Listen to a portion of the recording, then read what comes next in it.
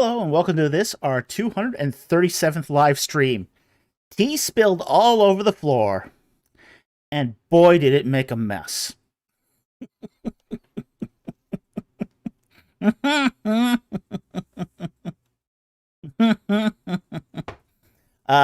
is fun.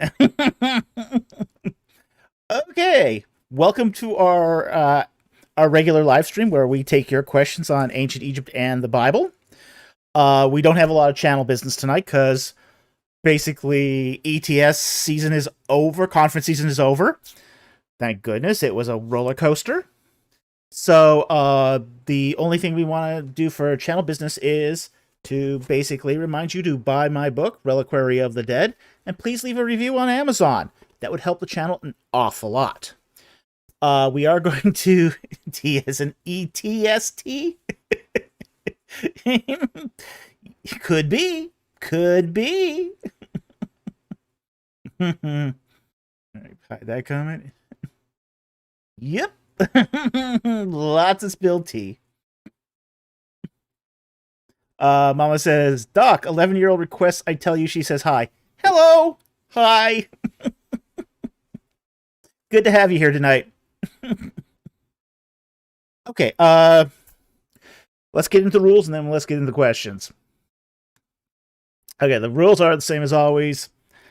Super chats have priority. No surprise there. We do take non-super chat questions and we ask that you put a Q and a colon in front of it. Only post your non-super chats once.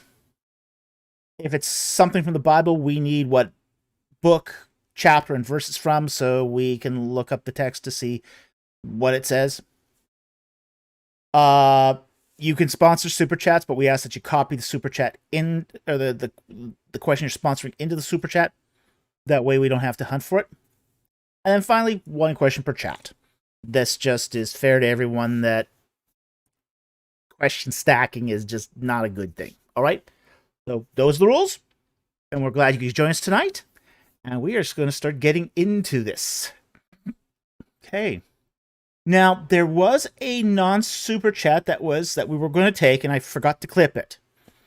And you might have seen it on the something related to it. I asked, I don't know if it was Harry Stark or Darkblade who posted it on was Peter the first pope? And what did I think of that particular idea? Take that down now, unpin it. I don't know what the exact phrasing of the question was. But I would like to take that one because I do have an opinion on that.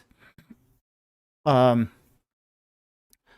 idea that Peter was the first bishop of Rome, aka Pope, is exceptionally, the evidence for that is exceptionally thin. Okay? I want to make that very, very clear that we do not have the evidence for this is not good. Okay? Now, we don't have any early sources that say that Peter went to Rome. None. Zero. We have a few early sources that said he went to Asia Minor. We have lots of good sources that says he stayed in Jerusalem. Probably, we do have one good candidate for an apostle that did go to Rome and stayed there a long time, which was Paul. We have lots of evidence for Paul being in Rome. He made the journey to Rome to appeal to the emperor. We have lots of evidence of him making the journey, having to prove his Roman citizenship. He stayed in Rome for many years. We've got lots of good evidence for Paul being in Rome. Absolutely fantastic evidence for Paul being in Rome. We've got practically nothing for Peter being in Rome. In fact, the only evidence we really have is some late documents that try to establish the succession of popes. and it's not good evidence. It's not good. It's very late. There's things about the document that is really contested.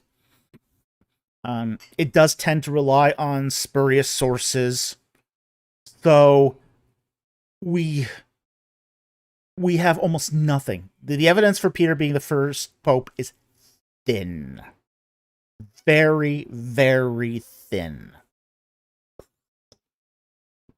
So, um, yeah, but as I said, um, AJ Higgins says, First Peter 5:13 mentions Babylon. I've heard that's a reference to Rome, but except there's no evidence for that. There's no correspondence to First Peter 5:13 being Babylon. Is Babylon referring to the city of Babylon? Is it referring to the spiritual Babylon? In which case, that could be Jerusalem. That's more likely to be Jerusalem if he's talking about spiritual Babylon than is Rome. So again, the evidence here is incredibly thin. And as I said, the only candidate we have that's really a good, the only apostle that we know with certainty that was in Rome was Paul. And Paul makes no reference to Peter ever being in Rome. Now, Paul makes reference to Peter being in Jerusalem, but never in Rome. That's going to be a tough sell. But the problem is going to be for, say, Roman Catholics is that Paul doesn't have the same jingling of the keys that Peter has. Okay? It's those jingling of the keys.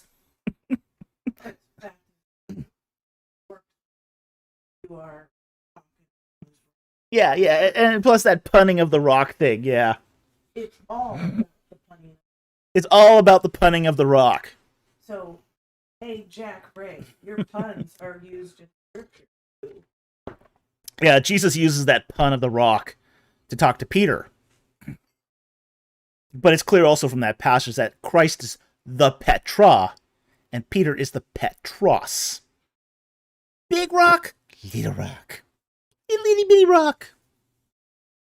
So, but it's the jingle of the keys that Roman Catholicism wants to see the founding apostle have. So, but yeah, we don't have any evidence at all that Peter ever went to Rome.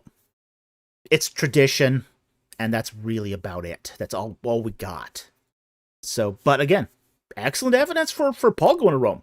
Lots of evidence for him going to Rome. He in his journey to Rome, he chronicles it. Has a couple shipwrecks. He has to stop at every Roman governor in the path. So, I mean, if you want a apostolic candidate for the founding of the church in Rome, it's Paul. It really is. So, I know that's going to tick some people off, but hey, but it was a good question. I wanted to take that, and I want to make sure it got in there. So, whoever did ask that, you don't need to ask it again because I just answered it. Okay. Move on to the next one here. Our first super chat here.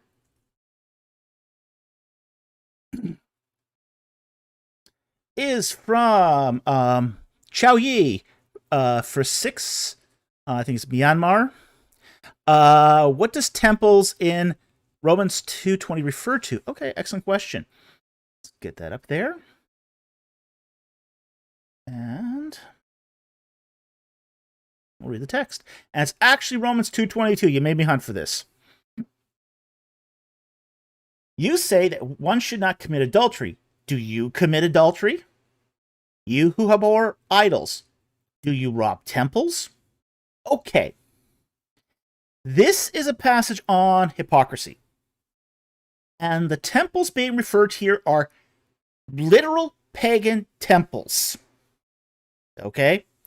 That's what's actually being referred to here. Now, it seems a little counterintuitive that Paul is telling people don't rob pagan temples. But that's exactly what he's getting at. He's getting at the hypocrisy here. You say you don't, not to commit adultery. Are you committing adultery? Are you being a hypocrite about this? You say you abhor whore idols. Do you steal their money? If you abhor idols, why do you want their money? It's the hypocrisy of repaying evil with evil. Okay?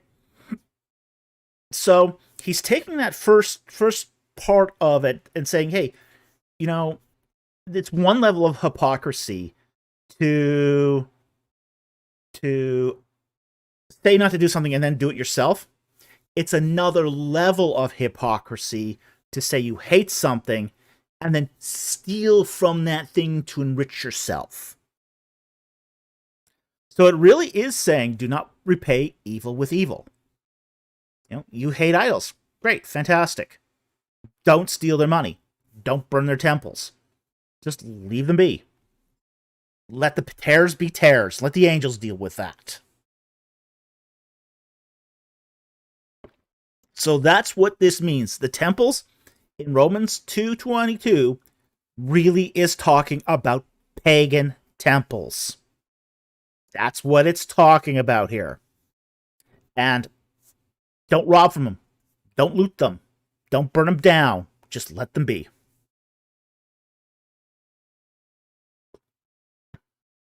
You're not advancing the cause of Christ by destroying their temples. You're just not doing it. You're making their gods martyrs, essentially. Present the truth. Yeah. Then the disciples. Yeah. Legitimate. Present the truth in righteousness, not in maliciousness.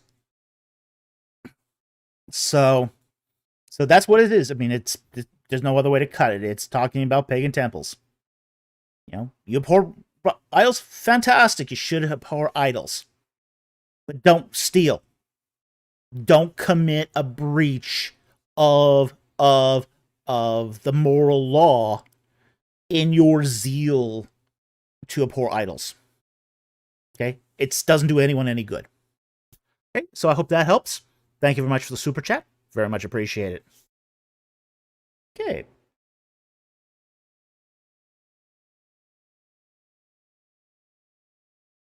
All right, next super chat here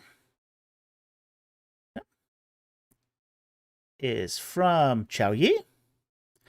And he asks, did the ancient Near Eastern view of a god's power as proportional to worship received, that is Neil Gaiman's American Gods? No, actually the power of a god was not proportionate at all to the amount of worship it received. That's not an ancient Near Eastern view. Now, a god could starve if it didn't have enough worship, because it didn't receive food and drink offerings. But there were some gods that were incredibly powerful that had no worshippers at all. Like, for example, Geb, the earth god, was he's the god of the earth. He's an incredibly powerful deity. He's one of the original two children of Shu and Tefnut. Okay. And they were the powerful gods, powerful enough to make the Osirian deities. Is there a single temple dedicated to Geb? No. Geb had no temples, no worshippers, none at all. Geb didn't even have offerings made to him. Geb is a god with absolutely no worship cult at all, but yet was seen as powerful, sufficiently powerful to create Osiris, Horus the Elder, Seth, Isis, and Nephthys. But that power was through the power of procreation. So it's kind of a kind of a fallacy, and you do see this fallacy pop up from time to time, that um that the gods of the ancient Near East needed worshippers. They didn't necessarily need worshippers. They did need the necessities of life.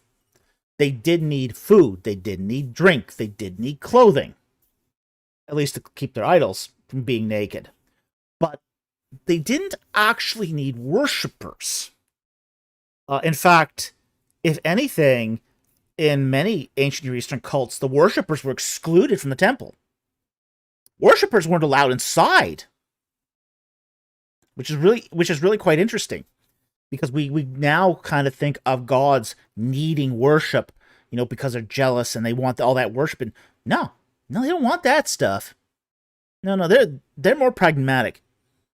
Give me food, give me water, give me grain that I can trade for other things, give me clothing, that sort of thing. So, so it's very much the gods of the ancient Near East did not need worship. In fact, the proxy worshippers that were used, like the Rekiet birds on the sides of the temples, was enough worship for them. That's all the worship they needed. Was just the idea of the plate. One mina of filet mignon for shamash at table 3. That's funny, but that's pretty much it. That's what the gods of the ancient Near East needed. They didn't need your worship. They didn't care about your worship. They're the gods. They don't care about your worship. Who are you? Who are you that you would worship them? We kind of think of that our worship meant so much to the gods of the ancient East. It's like, no, it was worth almost nothing to them. So I think Neil Gaiman's sort of view of this has sort of distorted our view of what the gods of the ancient Near East were like. They weren't like that. Didn't need worship. Didn't care about worship. A few icons of the Rekiet birds on the walls, that's all the worship they needed. That's it. The rest of it was just a presentation of offerings.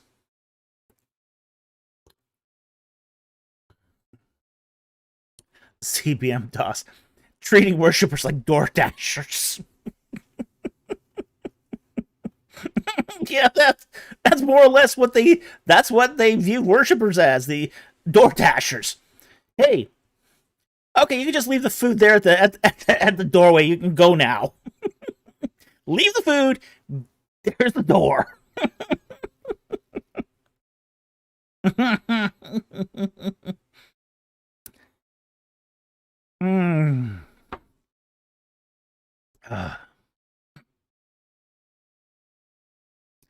All right, let's move on here.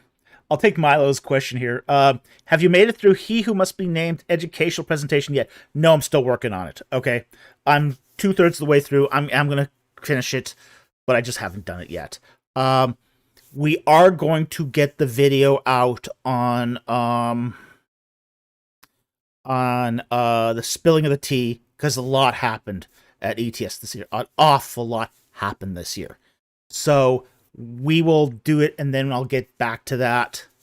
We've also had several other requests for various popcorn reviews, and all of them are equally meritorious. Okay, so I haven't forgot about it. Still working on it.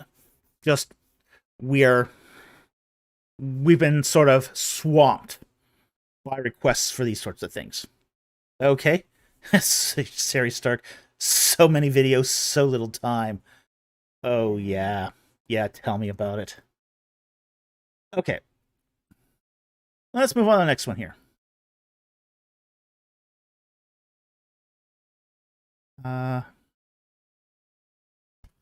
AJ Higgins, composer, for $2. Thank you very much for the super chat. Thoughts on David Wood's ETS Quran lecture? Okay. I was there.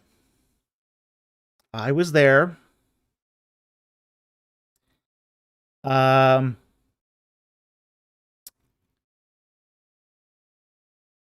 how do I say this nicely? Um, it sounded really good to me, but I'm not an expert on Quran or Islamic literature, and it got wrecked. It got wrecked. Yeah. Here's what happened. Okay. Now, uh, David Woods, and you kind of have to understand. Let's put this first of all in perspective. What ETS is, okay? The Evangelical Theological Society is an academic conference, and academic conferences, you basically present your new ideas, you present your new research, you present your theories, and then other people kick the tires on them. That's the entire purpose of these conferences. Okay? These conferences are not there to educate the laity. We do get these people that are kind of tourists who are not academics.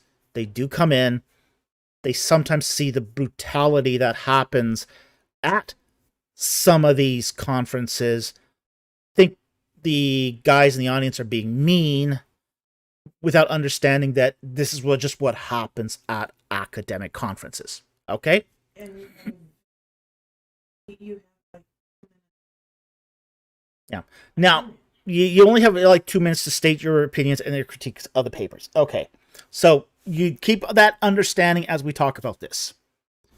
Now, Wood's paper was essentially that talking about the satanic verses. Satanic verses are verses where Muhammad talks to Satan, is fooled by Satan, or he recommends the interaction with pagan deities. Okay? Shirk. It's shirk. Yeah, and these are verses that are actually in the Quran. Ancient Islamic scholars all accepted these as bona fide, genuine verses. Modern Islamic theologians say they're not original to Quran. And that's where the tension is.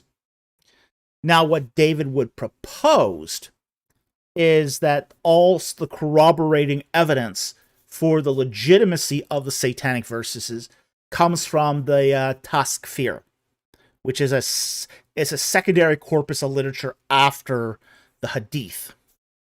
And he basically has said his thesis is that the Hadith, the Taskfir, and I'm going to butcher these names, and there's one other category of historical literature, all have different kinds of historiography and historical verifications.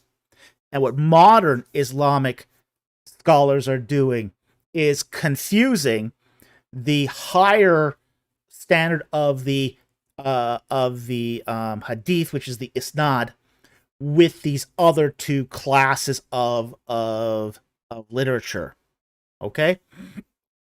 So they're making a category error, essentially. They're treating the Taskfir as if it's a Hadith, when they shouldn't be, because it's using a different standard of historical proof.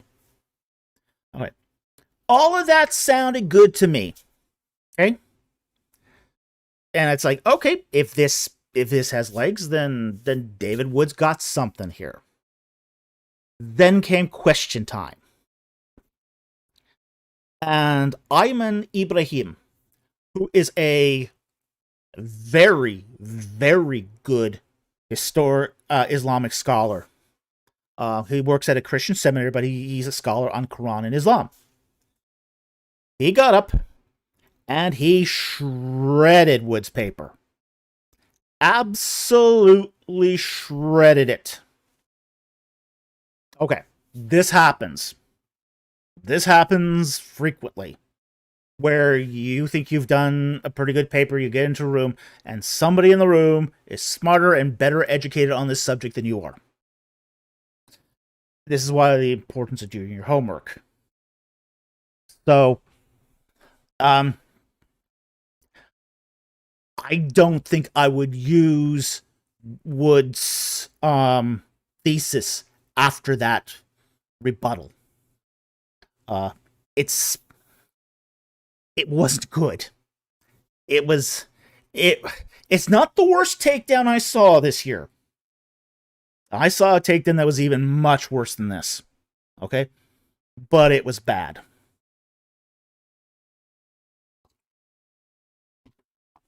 So, yeah, it was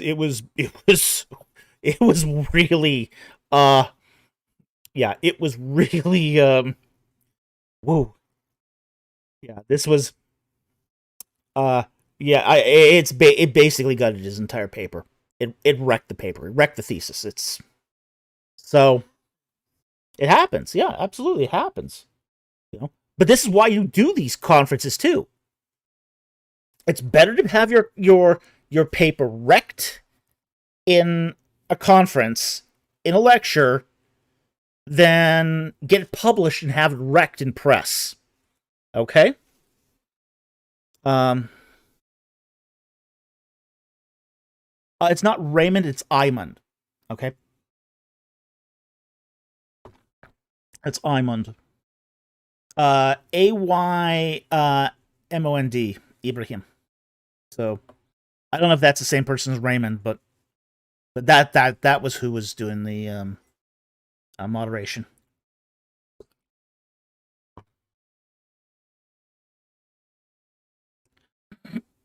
What was this? What were the specifics of what Wood got wrong according to Abram? Basically, he pointed out that the Taskfir used the same isnad method as the hadiths. So he basically pointed out that methodologically, the isnad method of chain of custody is the same for the hadith as it is for the Taskfir. So I think that was the issue there, that there's no material difference between them. And if there's no material difference, it doesn't matter then if they're using the same method as the hadith, because the method is the same as the Taskfir. So Ibrahim basically just said, your central thesis is lacks warrant. And if it lacks warrant, then the thesis falls. So this stuff happens, but again, it's better that it's done in a conference than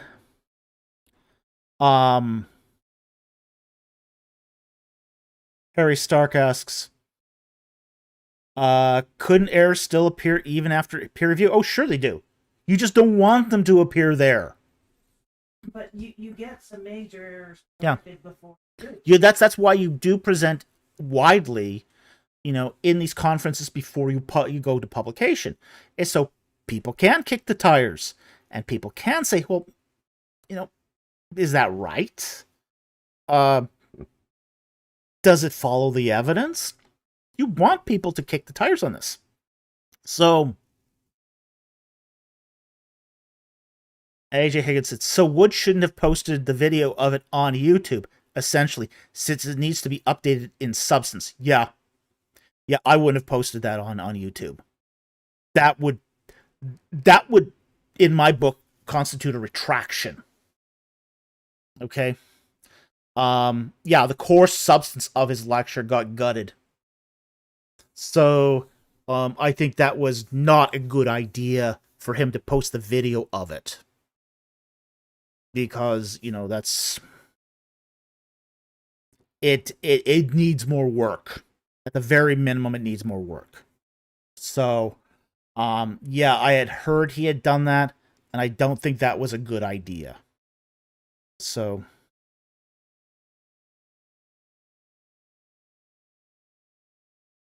Darkblade glows, if I remember correctly, no commentary or QA appeared in his video. Oh, I'm not surprised. Is here. Yeah. And this is the whole conference setup. Yeah. The conference. Well, the conferences make recordings of just the papers. They only make an audio recording. it sounds like the video recording was something Wood arranged. So, But that should but be standard. That but silencing the criticism of that paper when it was a show-stopping thing, yeah. Camilla Parr goes, "That's academically stinky." Yeah, I would say so. I mean, I mean, maybe he's been out of the academy too long. I mean, it's possibly he's. I mean, he never really held an academic post. He hasn't done much publication. He hasn't given a lot of papers at these things. I mean, I've given a lot of papers at conferences. When I first started off, after graduating with my PhD, I mean, I was given 2-3 papers a year, and it was exhausting, but I did learn a lot. Mm-hmm. you In fact, I've got a supply of papers that I'll probably never get published because I've got too many of them. But you do want to account for all the criticism. That's important. That's important. And if he's not accounting for the criticism, then it's not ready for prime time. Because here's what I think. Here's the problem. Is, if there's a smart evangelical or a Christian Islamic scholar who could point out the errors in your work, and other people take your work and use it as an apologetic argument, there's going to be a smart Islamic scholar out there that's going to look at that and do the same thing. And then what have you done? You've set up the other apologists who are copying your work to failure. I don't think that's academically responsible. AJ Higgins, I believe he has a degree in philosophy. How does that impact how he does research in another field? Well, it's not uncommon for you to get a PhD in one field and go do work in another. That's actually quite common. I don't know exactly what he got his PhD in, so I can't say where would be the sort of a cognate overlap. But it isn't uncommon to do work in one people. I mean, you get this all the time where you get, say, Egyptologists who end up doing work in anthropology or biblical studies. No, they didn't get a degree in those things, but it's close enough that there's some cognate overlap that with a little bit of ramp up, you could do the work. That's really common. It's really, really common. So, but it does mean you have to work harder to be publishable in that field. And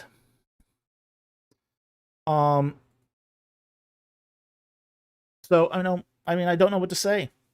It's just he just got skunked by a guy who knew more. Frankly, I've done this to people. I walked into Daniel Hayes' lecture and I just tore his paper apart. And Marc Francois, who was the moderator at that one, he came up to me afterwards and he said, if you do a paper on the Bible in Egypt and Dr. Falk walks into the room, you better have done your homework or you're going to pay the price. So, you've been falked. He falked you up.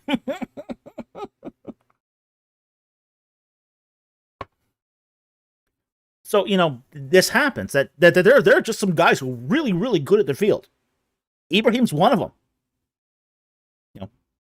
Ibrahim's one of them. One of these guys that if you're doing a paper on Islam and he walks into the room, oh boy, you better have your ducks in a row.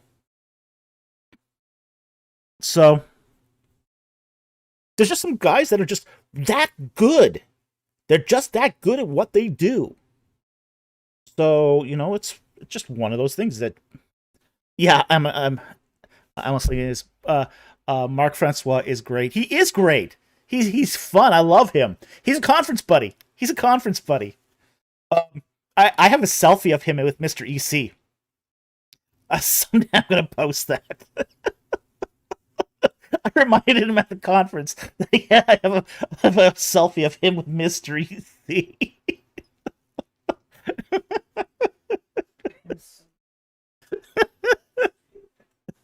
I'm so jealous.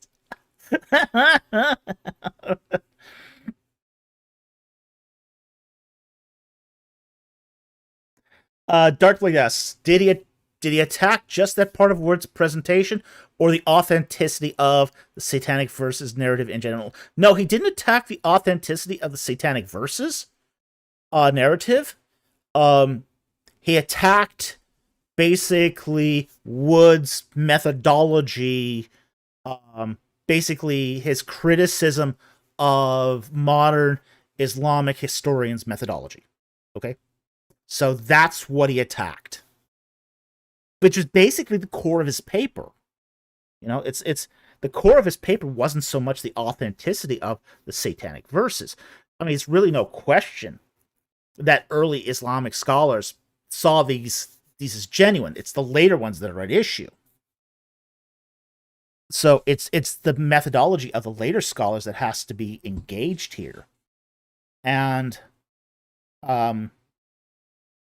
he attacked basically Wood's criticism, which was that's really the core of the paper. So yeah, we do all get great ideas that just don't pan out. This is normal. You know, it's happened to everyone. You know, sometimes it's private, sometimes it's very public. You hope it happens privately. Now, this is one of the things is I think This is also again beta reading. Look, we want any mistakes. Yeah. We have. I mean, this is why Carmen Imes asked me to read her SBL paper before she gave it on Monday. Like, okay, cool, I'll do that. Sure, absolutely, I'll help you out. She was thrilled. You know, I pointed out several points where her paper had made sort of blunders, or at least needed to be better considered. So, yeah, it's just you rely on the feedback of others. You know, whether that's peer review critique of your paper, or as Mrs. Producer just pointed out, beta reading. Yeah. Yeah, she heard you. So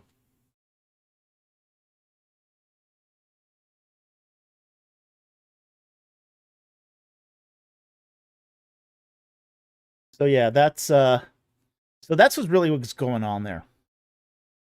Okay. So let's start moving on here. We've talked about Wood's Quran paper lecture enough. Yeah, I think overall it got gutted. I wouldn't use that argument. Seeing the criticism that came of it, I don't think it's a good argument. So, okay. CBM versus DOS for $10. Thank you for the super chat. Foodie time. Oh, I love foodie time. Recommend me a good wine for salmon. If none can be decided, best soft drink. Happy day after Thanksgiving as well. Oh, happy day after Thanksgiving as well. There's a lot of good what's it called now? Wines you can pair with salmon. A white wine will pair well with salmon. A rosé, like a pink Zinfandel, a white Zinfandel will pair really nice. It's a blush. That'll pair really nice with salmon. Another thing you could do is what's it called? There's a champagne type drink. What's it called now? Italian. It's Italian. I can't remember the name of it.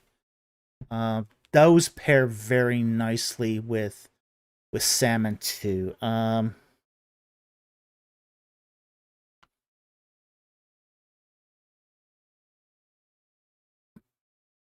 Prosecco. That's it. Proseccos pair really nicely with salmon as well. So, oh yeah, pink wine. That's what a white Zinfandel is. It's a blush. It's a rosé. It's a very nice a semi-sweet rosé. So rosés do pair very nicely with salmon. White wines pair very nicely with salmon. Proseccos remarkably well with salmon. So what I would avoid is a heavy red. Don't go heavy red with seafood, particularly not salmon. It's just too much. It's too overwhelming. You will lose the nuance of the salmon. You want a nice light wine that refreshes the palate.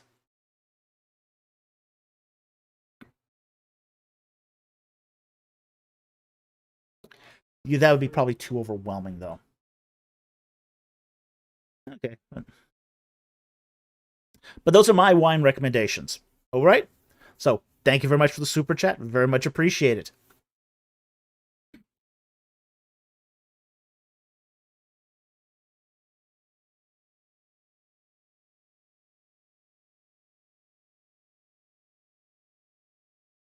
Okay.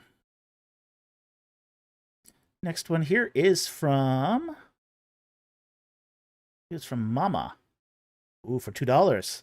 Thank you very much.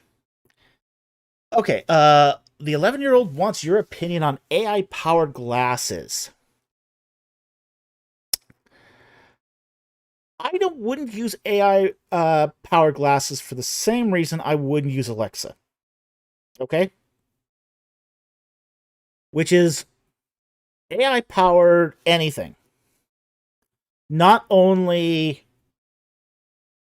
gives you information, it takes information. Okay? Much of the power of AI is based upon taking data around you and sending it back to an aggregator. That's how AI works on a fundamental level. Okay? So, an AI powered glasses is going to be able to not just give you information about your surroundings, but it will also track you. It will also track your location. It'll track what you're interacting with. It'll track what you eat. You can forget privacy. You can absolutely forget privacy with AI-powered glasses. It's going to record what you do, where you are, who you're with, give you targeted ads. Oh yeah. It's going to look, see that you're eating a plate of spaghetti, and then recommend a brand of cheese for you to couple with it.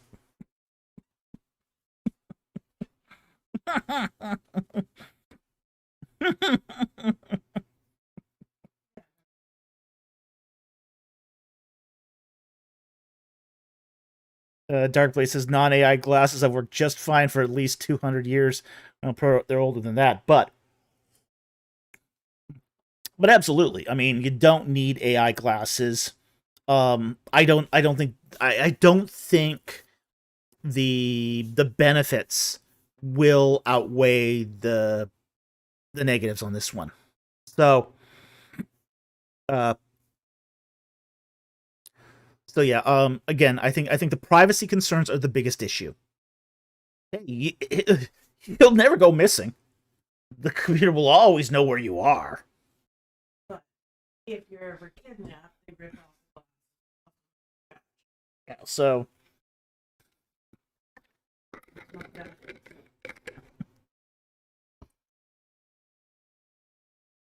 okay. So yeah, that's what I would say essentially, is that they're not worth the privacy concerns.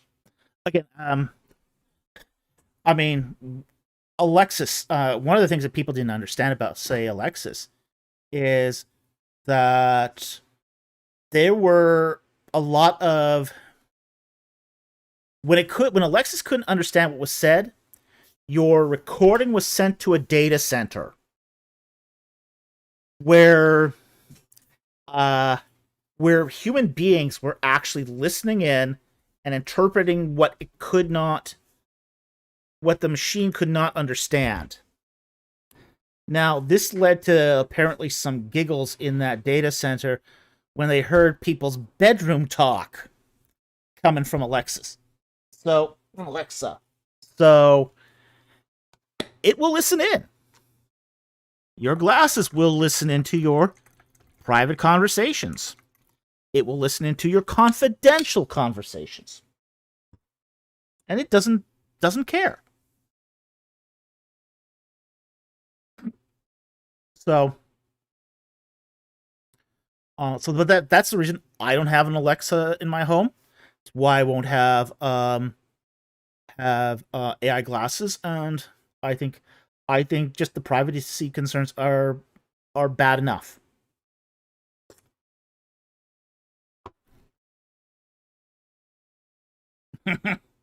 Papa. Instead of seeing lizard people, when you put them on, you see Terminators. Yeah, once we get Skynet going, yeah, it'll probably be Terminators. Okay, so I hope that answers the question. Uh,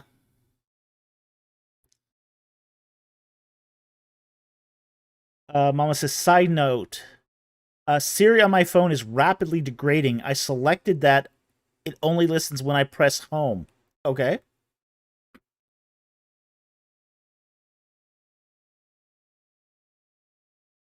Melissa says, I always feel like somebody's watching me.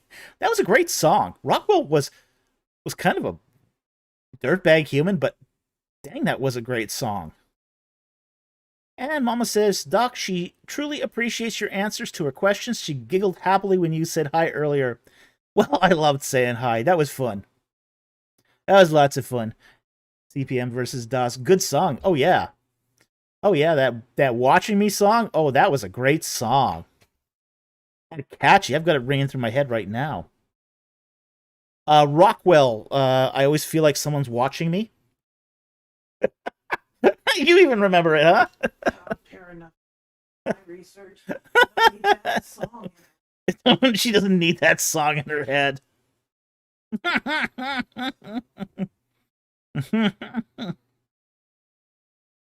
Private Eyes Are Watching You. That was never as catchy. But that song, I always feel like somebody's watching me. that was just a viral. That was an earworm.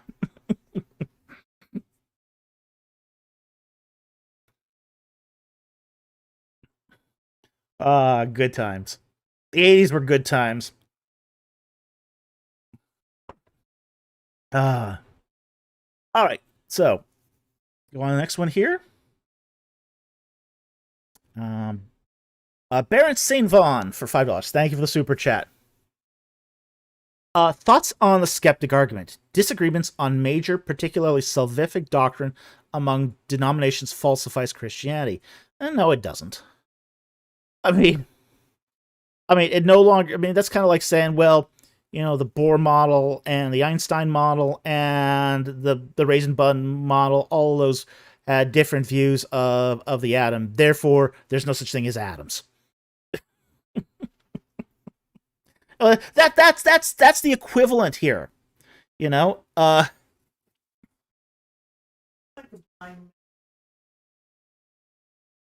Yeah, disagreements on salvific doctrines does not falsify Christianity. I mean, it doesn't, and frankly, most of the disagreements are really matters of detail. I mean, all Christian denominations believe in salvation by grace.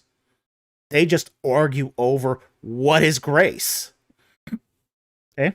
So, or the specifics of the means of grace. But they don't disagree on that salvation is by grace. So, and even so, even if they're all wrong, let's say they're all wrong on the doctrine of salvation, doesn't mean Christianity is wrong. It just means they're interpreting it wrong. So, it's a pretty spurious argument. It's just, as I said, it's kind of like having different views on one particular thing. Everyone agrees the thing exists, and yet saying that thing doesn't exist. Okay, but bad reasoning is bad reasoning. So, You know, there's major disagreements. There's disagreements on the specifics of Egyptian chronology. Therefore, Egyptian history doesn't exist.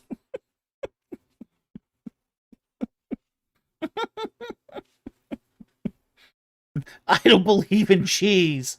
Hey, the French have a different idea of cheese. The British have a different idea of cheese. The Canadians have a different idea of cheese. Therefore, there's no cheese.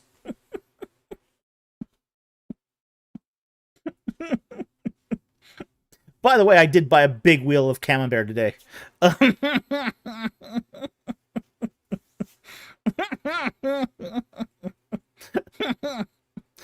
You know, hey, the British think that Stilton's the best cheese.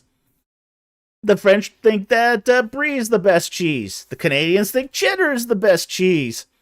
The Americans think that the best cheese is squeezed out of a pressure tube. Therefore, there's no cheese.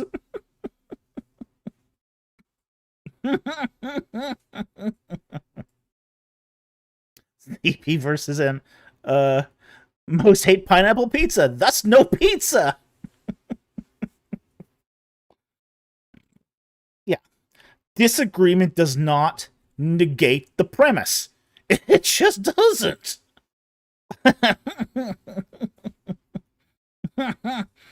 It just disagreements on doctrines or beliefs don't negate the overall structure. It just doesn't do that. That's not the way it works.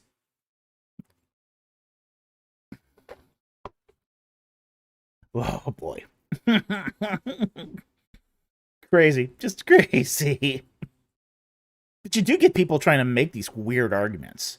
I mean, look, dude, go back to school, take a logic course, and come back with better arguments. Oh boy. All right. I hope that helped, Berenson Vaughn. But yeah, this isn't a serious argument. I think skeptics are wrong, thus no skeptics. There you go. I like that argument. There's a disagreement between skeptics being right and skeptics being wrong. Therefore, there's no skeptics. Own argument you don't.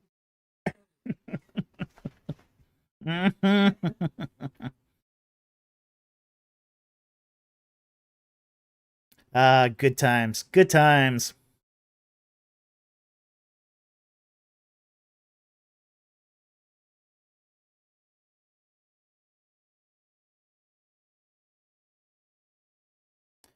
AJ Higgins, T as in ETS. It's the T in ETS, yeah.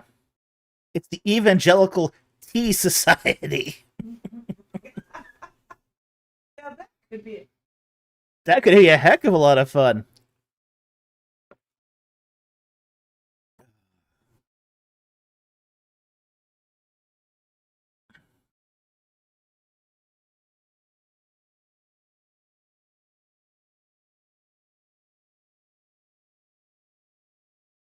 Harry Stark asks, how does David deal with the issue of global warming? I wear less sunscreen now. I wear less heavy coats. Less heavy coats.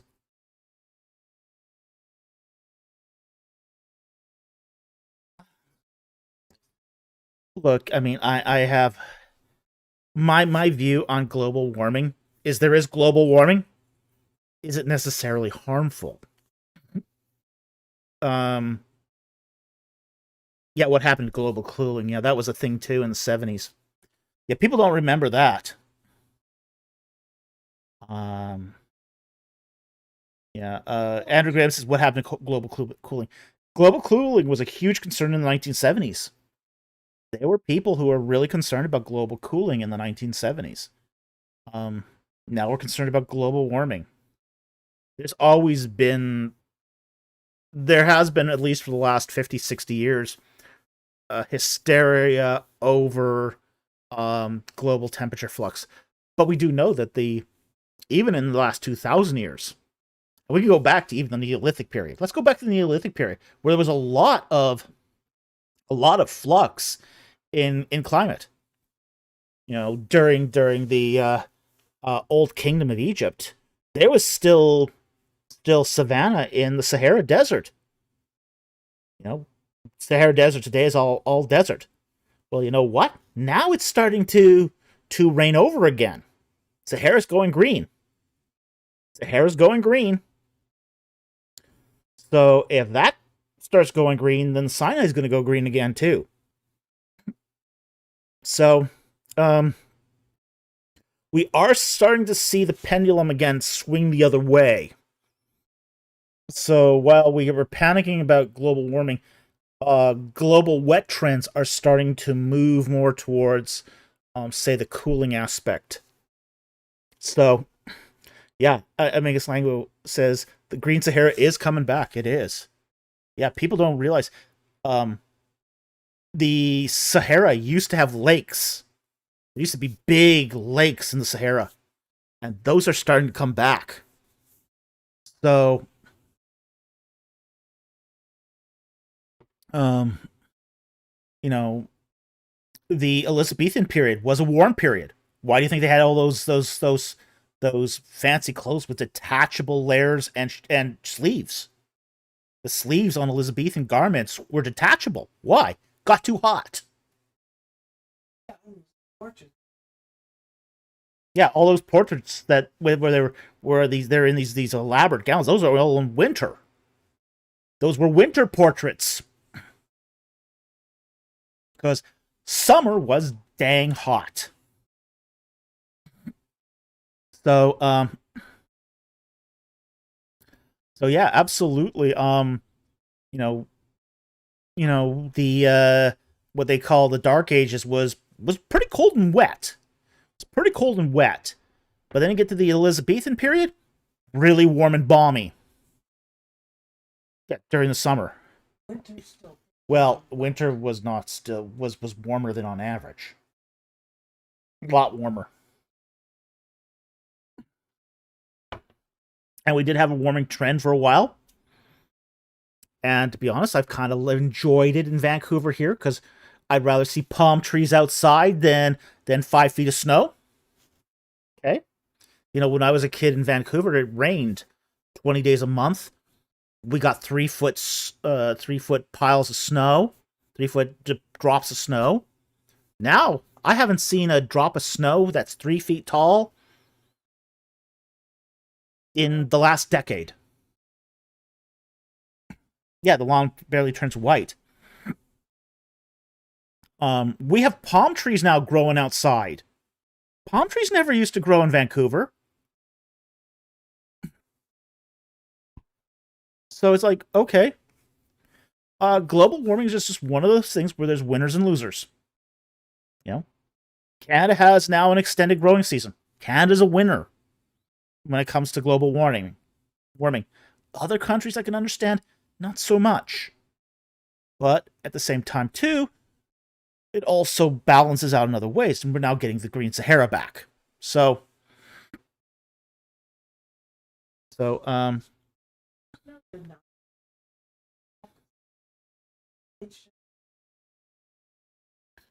maybe, but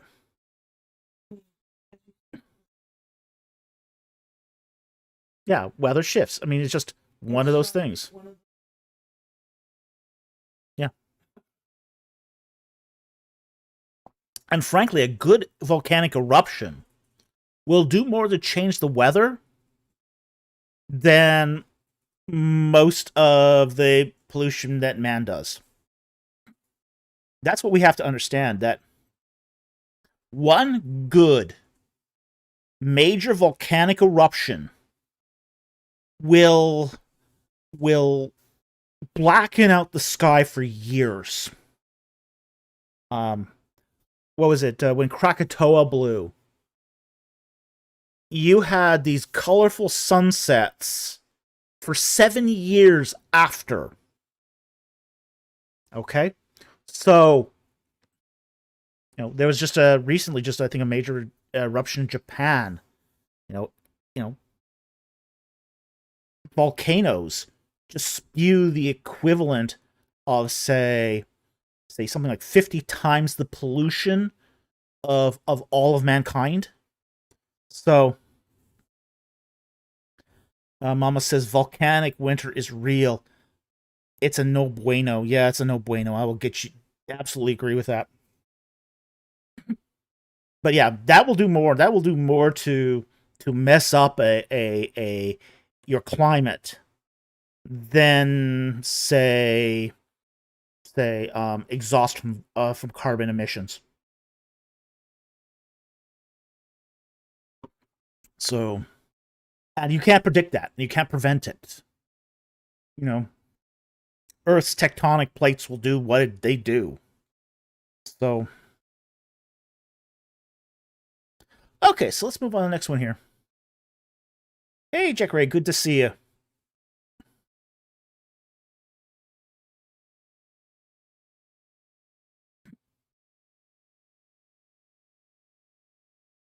Okay, next one here.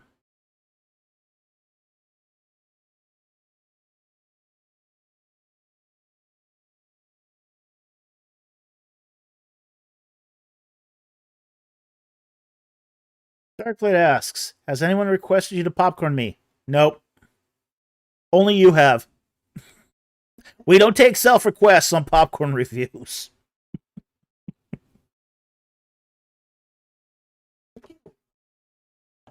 We do get a lot of self-requests for popcorn reviews. We get people asking us to popcorn review them. Yeah, I don't get it either. Well, I mean, I get what it is. It's publicity. Yeah, any publicity is good publicity. Okay. Put it in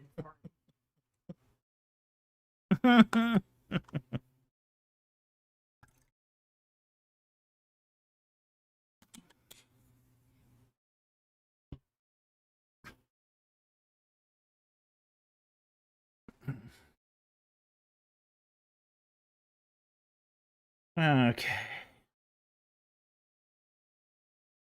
Amalingus. Joe Kramer vids. Ha ha ha.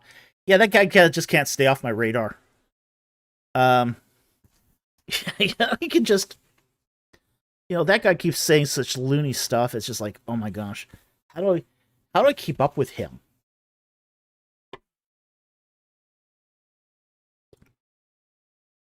I was thinking any video by Kramer is going to be a doozy. Well, his one on the Amarnales was certainly awful. So much cherry picking, so little time.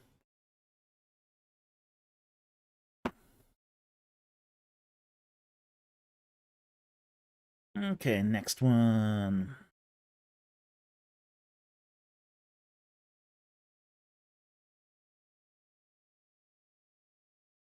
Okay, here we go. Logan the Legend for 999. Thank you for the super chat. I'm having trouble with Exodus 421. Is Pharaoh personally responsible for actions if he had no choice but to rebel? Because it was Yahweh himself who hardened Pharaoh's heart. Why would God do this? Okay. Let's be... It doesn't begin at Exodus 4. Okay.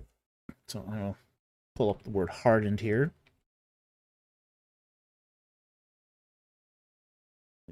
I think it does.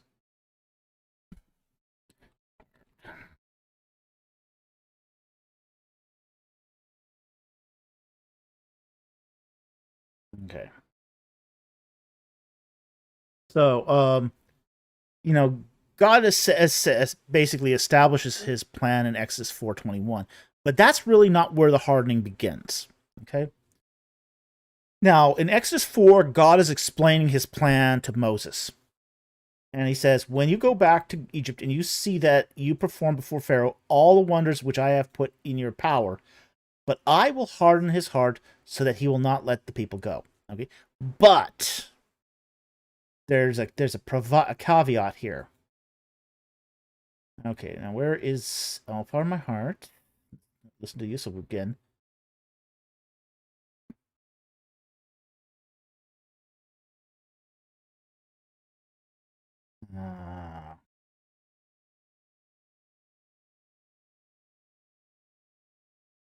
Again, 7 here is where the Lord says to Moses, "See, I will make you as a god to Pharaoh." Make you God to Pharaoh. That "as" is not in the text. Make you God to Pharaoh, and your brother Aaron shall be your prophet. You shall speak all that I command, and your brother Aaron shall speak to Pharaoh, and he lets his sons of Israel go out of the land. But I will harden Pharaoh's heart, that I may multiply the signs of my wonders in the land. But Pharaoh will not listen to you, and so on. Okay, so we got that. Okay, now this is the first part where there's a hardening, I believe. Okay. Actually, sorry, 722 is the first one here. Okay, so the Niles turn to blood, all the fish die, etc. But verse 22, when the magicians of Pharaoh did the same with their secret arts, and Pharaoh's heart was hardened, and he did not listen to them as the Lord had said. Okay, now this is not at this point God hardening Pharaoh's heart. This is Pharaoh hardening his heart. So this is not being attributed to God hardening his heart. This is Pharaoh choosing to harden his heart. And he did not listen to them. Okay? So that's the first real incident here of the hardening of Pharaoh's heart. Okay? Then we get verse 18. But when Pharaoh saw that there was relief... Okay, so now we have the plague of the frogs. That's the next plague. Verse 8:15. But when Pharaoh saw that there was relief, he... Who's the he? Pharaoh hardened his heart and did not listen to them, as the Lord had said. Yeah. Once it stops being a problem, Pharaoh flips back to hardening his heart and not listening.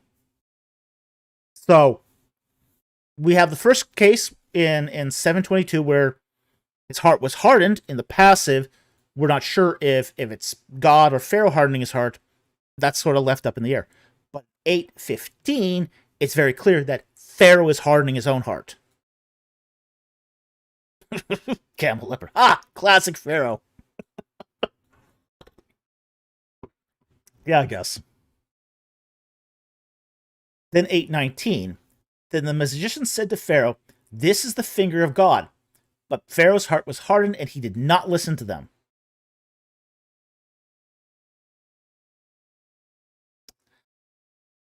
So then we get to 8:32. Again, we get down to the swarms of insects. 8:32. But Pharaoh hardened his heart this time also.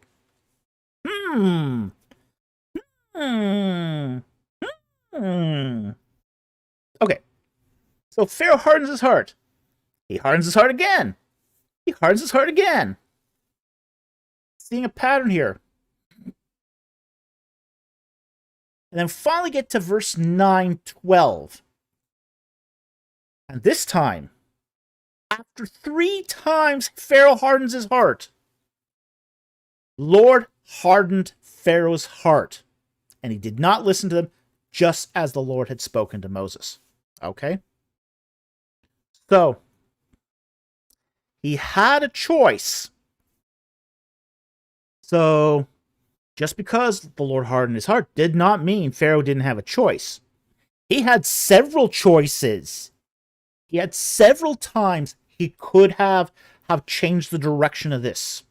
Okay? So, he had a choice. He had 3 choices, at least, to say, okay, I'll soften my heart here. But he didn't. So his personal autonomy was respected. And basically, okay, after this repeated hardening of his own heart, God said, okay, this is the direction you're going. I'm going to push it further. You've already made the choice. You've made the election to do this 3 times. Now you're going to live it. You've slipped into that bed. Now you're going to stay there. So it wasn't that Pharaoh had no choice in this. He had exercised choice 3 times. God just said, okay, this is what you're going to do. I'm going to keep pushing you along this path. And now you're going to have to live by your choices. So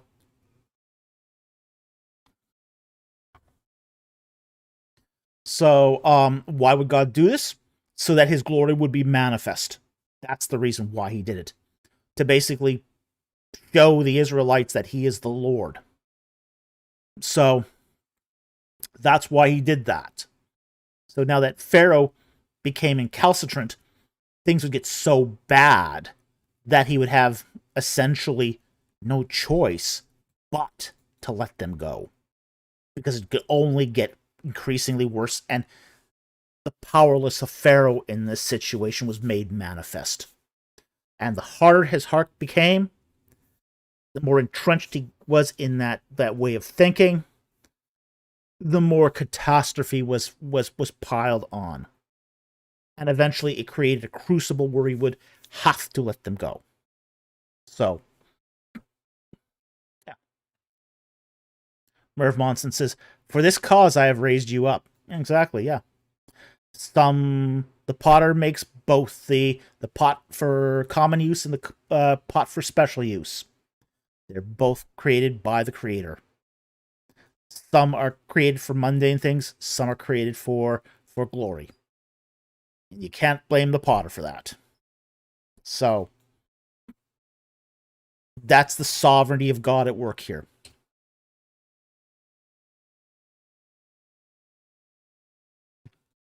So I hope that helps. Thank you very much for the super chat. Very much appreciated.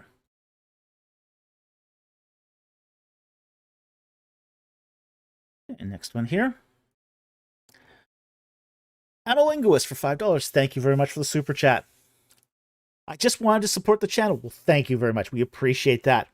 I'm going to Denver next year for ETS SPL. Oh, I will see you at ETS. I will not be seeing you at SPL, since I'm not allowed there.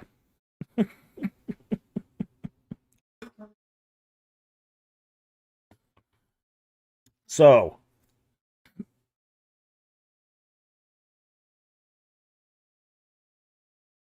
okay, so Logan asks, so I'm just so I'm understanding, the Lord did harden the heart. Yes, after he had already hardened his own. It's kind of like this, you know? It's like, you start stealing cars. You have a choice whether or not to steal a car. You keep stealing cars. And then get into the habit of stealing cars. Now you keep stealing cars, and then you eventually get caught. Did you have to keep stealing cars? No. But it became a habit. And Pharaoh had the choice to harden his heart. And then it became a habit. So, yeah. What about redemption? Redemption's always possible, but there also has to be repentance. So without repentance, there's not much redemption available. Kamala Part says, sounds like God handed him over to his inclinations. Yeah, that's exactly what he did. That's exactly what he did.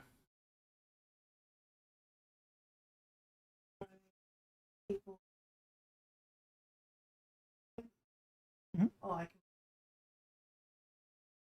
Yeah. God yeah. It's Mrs. Producer said it's like the game people sometimes play with God, of say, you know, I'm going to keep sinning because God keeps forgiving. Sometimes God's patience comes to an end and says, okay, you'll now have to live with the consequences of those sins.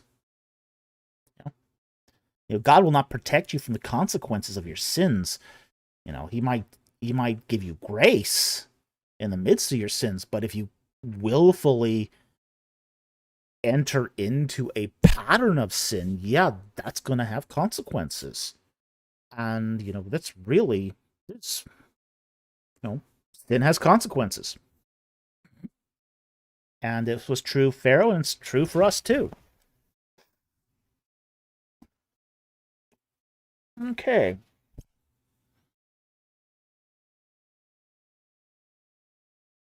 So yeah, I am going to be at Denver next year. I will be at ETS. I will not be at SBL since I'm banned there for life. So good times. I had a buddy um at Azor says I should start putting that on my business cards. Banned from SVL for life. Criminally trespassed from SBL. Oh yeah. CPM versus DOS. You're banned for life? Oh yeah.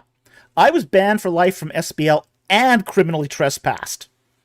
So I can't show up at an SBL conference without being arrested.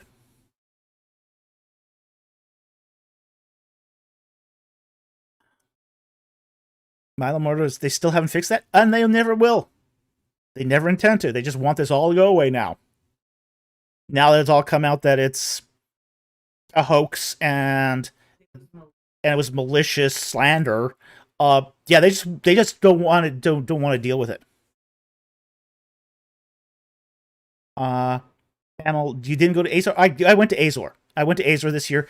ETS and Azor were in the same city this year, so I went to ETS and Azor. I have no problem with Azor. I'm fine with Azor. But next year, Azor is going to be in Chicago, ETS is going to be in Denver, SBL is going to be in Denver. So I'm going to ETS, but I'm not going to SBL. For obvious reasons.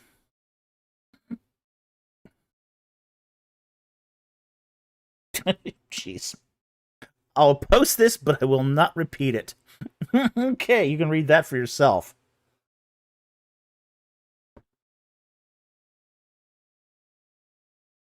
AJ Higgins, is SBL not a Christian institution? It's not a Christian institution. It hasn't been for years.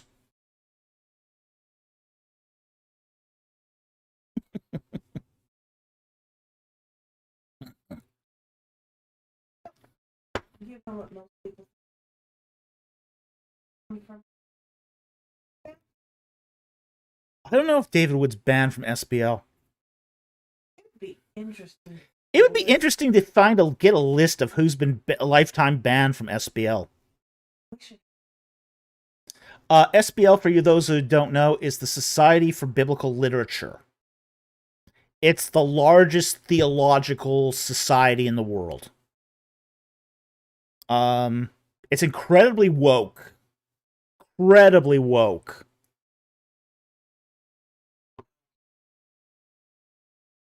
Oh yeah, and you can tell when ETS and SBL are held in the same city.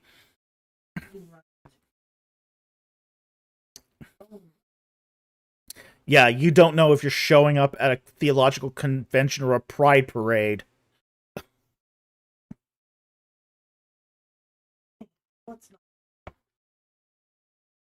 Okay, so moving on.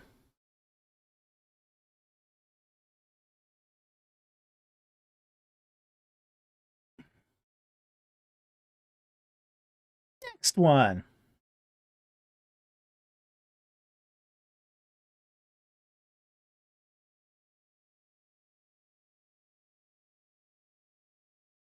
Let's see here.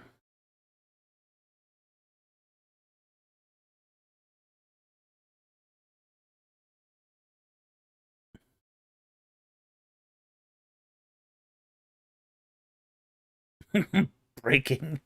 Dr. Falk condones triggering volcanic eruptions to counter global warming. Well, that would be some power. I mean, that would make me a supervillain. I can get into that.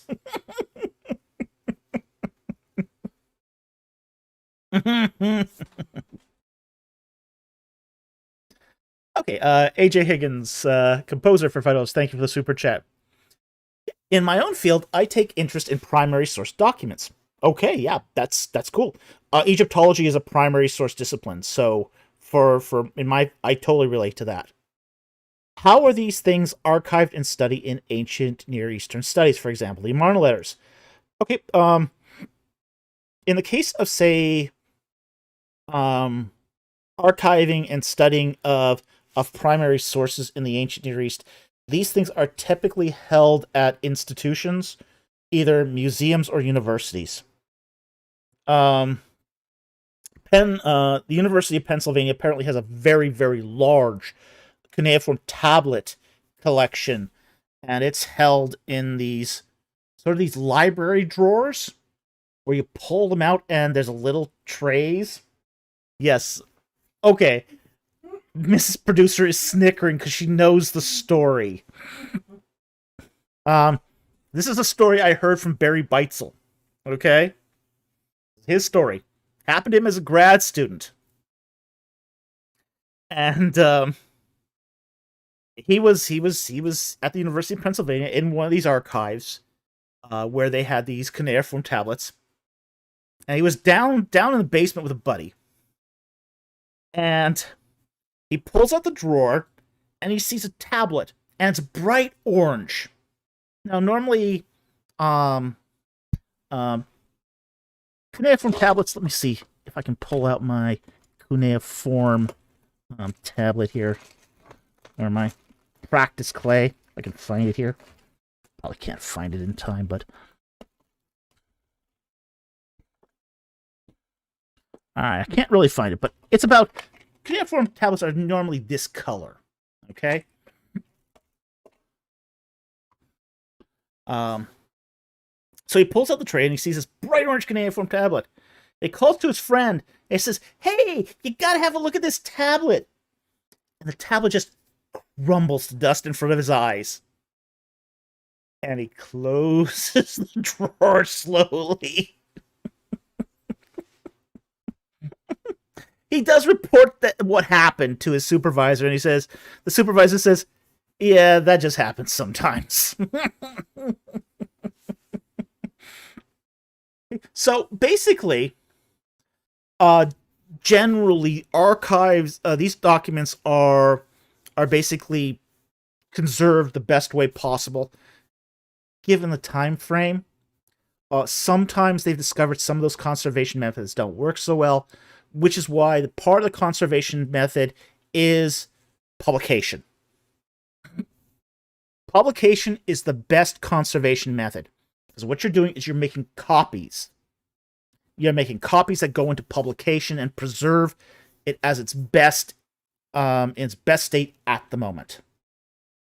Like, for example, some of the British Museum used to do this with papyri. They don't do this anymore, thank God.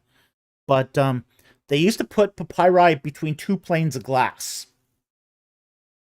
And they still have a lot of papyri that are sandwiched between two panes of glass. And it was thought at the time in the 19th century that this was the best way to preserve papyri. The problem was the British weather. A lot of humidity got between the panes of glass, and the papyri started to go moldy. So, yeah, and they went, oops. Yeah. So they don't do that anymore. But they do still lay them out flat. They do still try to conserve them. Occasionally they will spray them with a antifungal, and oh,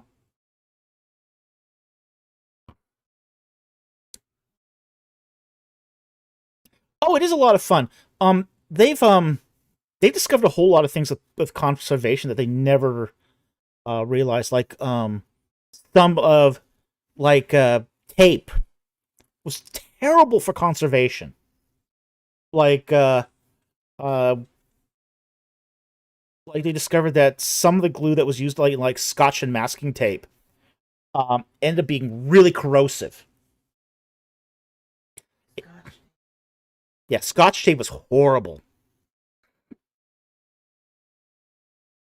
Yeah, they used a lot of it, especially in the reconstruction of pots, like pot shards, and it would leave a mark, horrible, horrible mark, because it would just eat into the ceramic.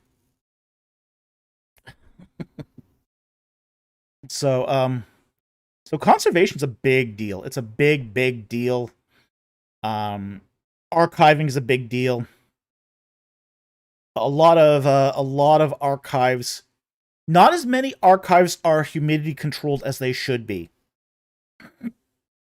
Um, it isn't uncommon. I mean, if I don't know how many archives most of you guys have been, but they're not impressive.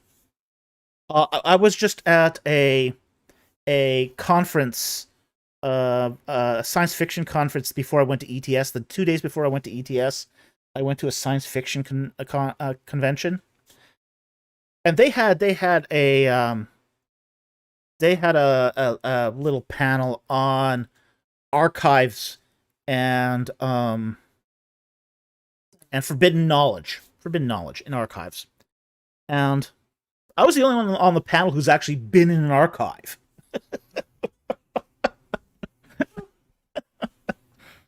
One of the kinds of books in all forbidden knowledge carefully categorized Yes. in a library that can be out. Yeah. One of those guys at the panel. He wrote in a fiction series on how all the forbidden knowledge was carefully bound in books and put on the library shelves. Like, no, that's not what happens to forbidden knowledge. Okay, that just doesn't isn't how archives work. You know, it's like if you go into an archive, you see file boxes, tons and tons of those white file boxes, and you open them up, and you just hope the pages aren't sticking to each other. Okay. Uh.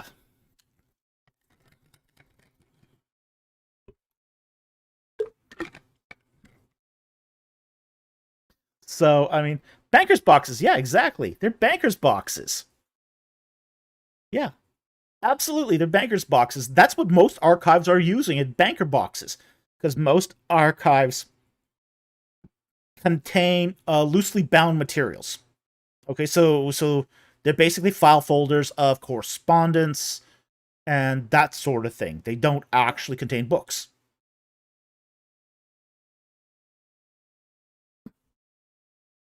Absolutely, they're banker boxes.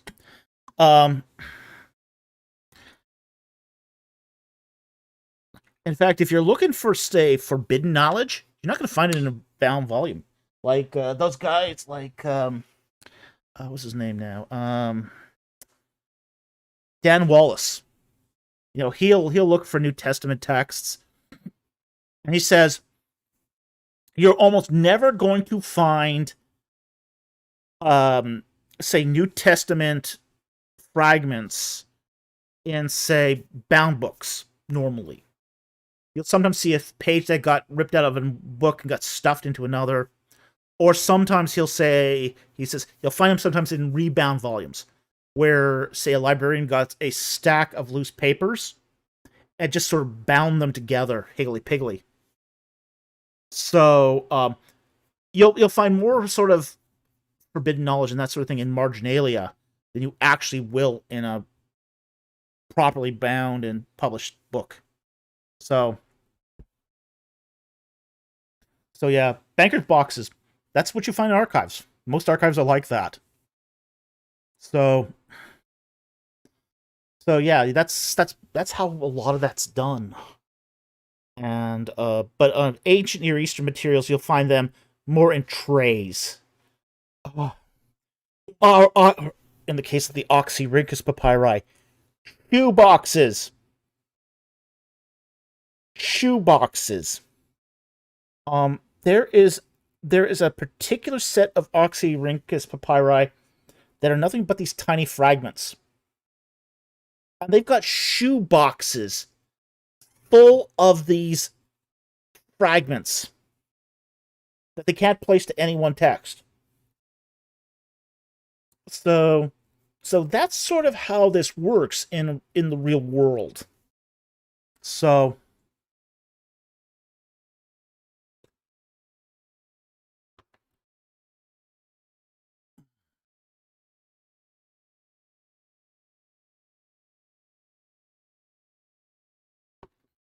All right, so I think we answered here how archiving and documents or source documents are done in the ancient Near East here.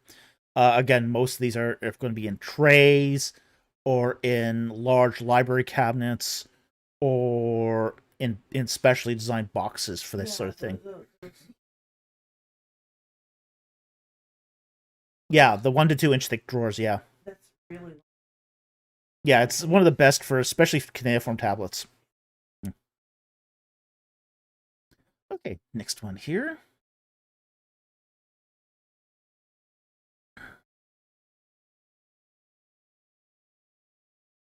Next.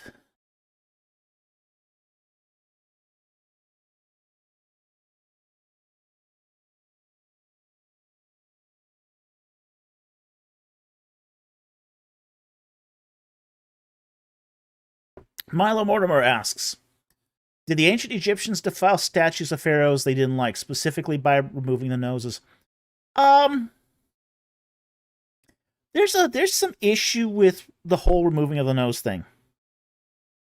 We don't know if it's intentional or if it's accidental.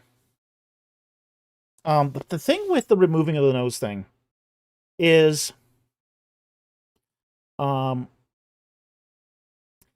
on any statue, the nose is going to be the most delicate thing. Because when a statue collapses, hits face forward, guess what breaks first? If you trip and fall face first, guess what breaks first?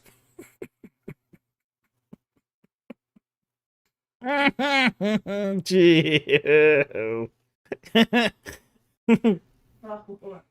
If they say I got Come on, part. Follow up. Did they say I got your nose as a taunt? I don't know. Could be. Could be. Camilla, what about the statues of men? Ooh. No, the nose didn't break off first on that one. We'll leave it at that. We'll leave it at that.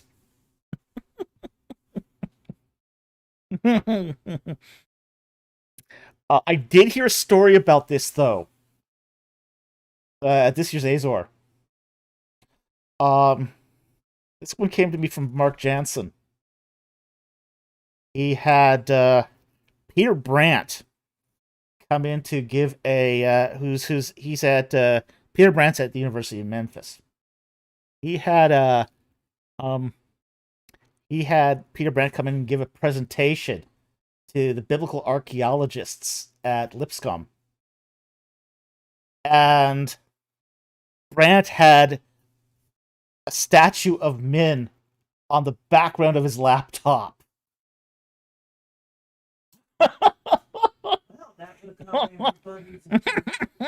Oh, it certainly caught everyone's attention at Lipscomb.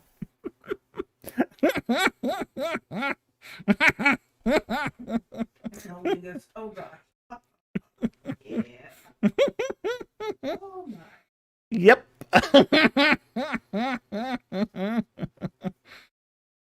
Oh boy. Yeah, that kind of created a bit of a stir.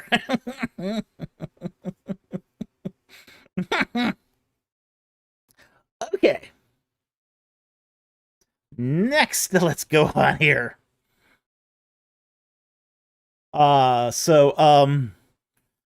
When they did tend to defile statues and such, they usually tended to hack out the whole face. Okay, that's typically how the Domitian Memoriae worked. It was usually not restricted to just the nose. It usually included the entire face. Okay? So I'm really never sure if they just did it by removing the nose alone. If they chiseled out the hands, if they chiseled out the face, the whole face, then yeah, that's probably Domitian Memoriae, which is damnation of memory. Okay? So, they would typically not do it just to the nose. That was typically not just, it wasn't just that. They would usually chisel out the whole face. So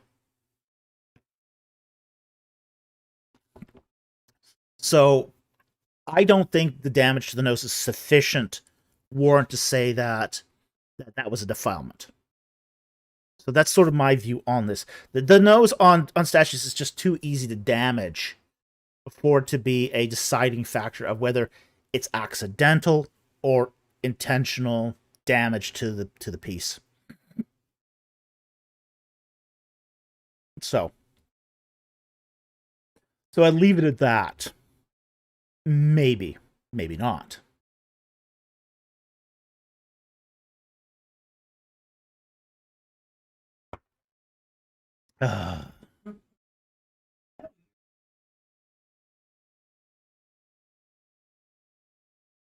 Jeez. Camelopard, no, you're wrong. They wanted to hide they had sub-Saharan features. I saw it on a Facebook infographic. Oh, good grief. Yeah. I've seen that infographic too. It's just so wrong on so many levels.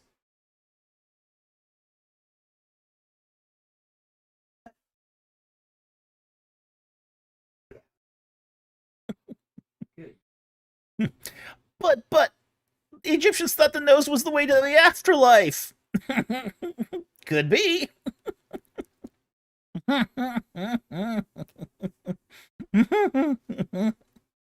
Yeah. This is why they did the opening of the nose ceremony instead of the opening of the mouth ceremony, right? It's the opening of the mouth ceremony, not the opening of the nose. Just to be clear.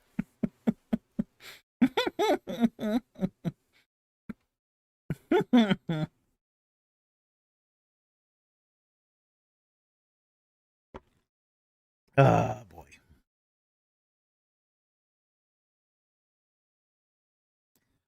Let's move on here. AJ Higgins for $5. Thank you for the super chat.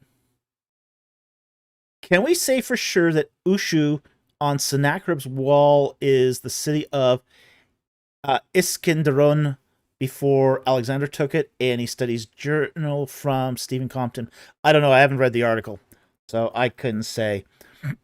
I'm really not an Assyriologist either, so I'm not really the best guy to ask that question for about anyway. I do have some knowledge of Assyriology, but it's not. It was not especially mine. So that's sort of a question that you would have to really ask an Assyriologist. Okay. Um, but I'm not really so much so. I don't keep track of Assyriology at that level of detail. Okay. So unfortunately, I can't answer that question. But thank you for asking. See the camera. She was Oh, jeez. Camelopard. Ushu is not a name. His mother sneezed when someone asked what to name the baby. Okay.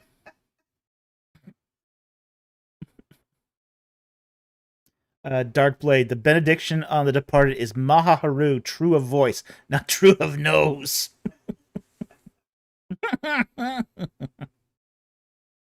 Oh boy.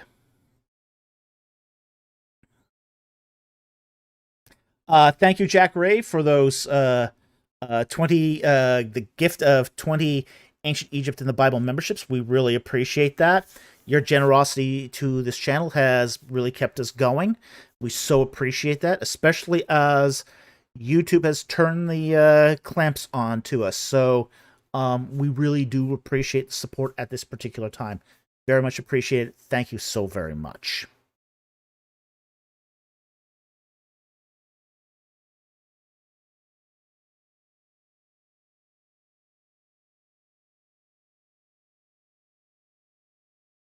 Okay. I think we're getting to the end here. Nope. Camilla Part for $2. Question below, cause money is low. Yeah, join the club. All right. I got the question. Yep. I recently learned that supposedly the Proto-Semitic meaning of Nahas was lion, a meaning retained in languages like Akkadian, while becoming the word for serpent in the Western Semitic languages. Yep, there is a Nahash that means lion in Eastern Semitic. We not sure though of the Proto-Semitic meaning. Um, the problem we have with Proto-Semitic is that it is a speculative language. It's a how do we say this? It's a theoretical language. Theoretical language. It's based upon other Semitic dialects that have been sort of put together to create um, um, a theoretical base language, archaic Semitic or Proto-Semitic. Um, but it's not an extant language. It's not a language we have a lot of. We don't have text for it. So, um, I'm very very careful about how. Oh, it's continued further on. Okay. Okay. Where's the next part of it then? I don't have that. Okay, 933. Okay. Continue. Depending on the age of Genesis 3 story and if it were handed down orally, do you think it's possible that the serpent was intended to be a lion? Question from a friend. No, it's not intended to be a lion.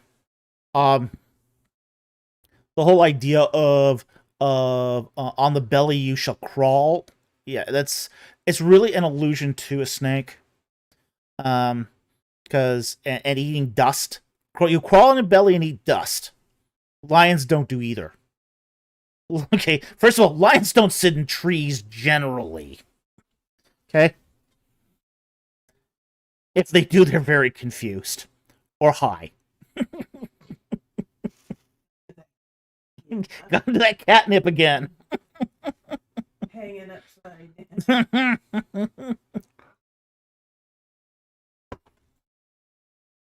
Okay, so yeah, it's clear that the Genesis 3 story is not referring to a lion. It's referring to some sort of snake. And at least in the explain 1 Peter 5:8. Sure, called proof texting.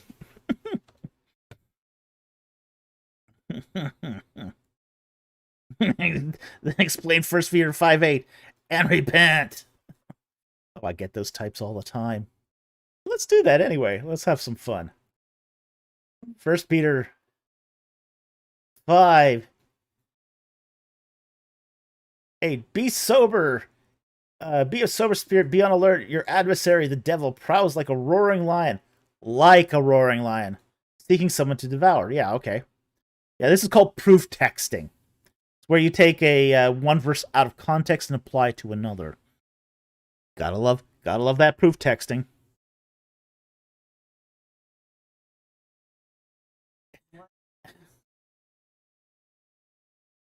Yeah. Annie Manuel. Catnip does affect lions. It does. It does affect lions. Same neuroreceptors, so absolutely.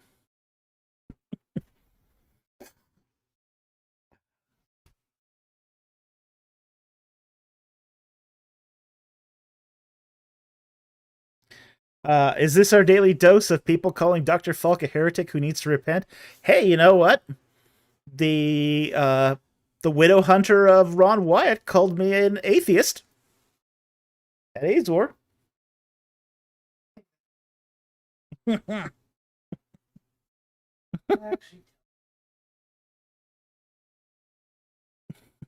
Oh, I got so much stuff for Monday. It's not even funny. So, yeah, the guy who married Ron Wyatt's widow. I challenged him when he was pestering a couple of book publishers. He was going on how Senenmut is is Moses. King Tut was the son of Pharaoh who died in the Exodus. And the Exodus occurred in 1446 BC. Quite a mishmash here. Tutmosis IV and Amenhotep III were the same people. And I was having a good time basically laughing at them. And he turned to me and he said, as I was walking away, he says, "Well, you don't believe in anything." I said, "What did you just say? What did you just say?" I told him, "How dare you? How dare you? Say I don't believe in anything. Who are you to say what I believe?" "Well, you don't believe in Ron Wyatt stuff." "No, I don't. But that doesn't mean I don't believe in anything." Oh, yeah. So, these guys are just, just, oh, yeah. Kiara says the booksellers were cheering. Oh, they were so cheering. They were so happy.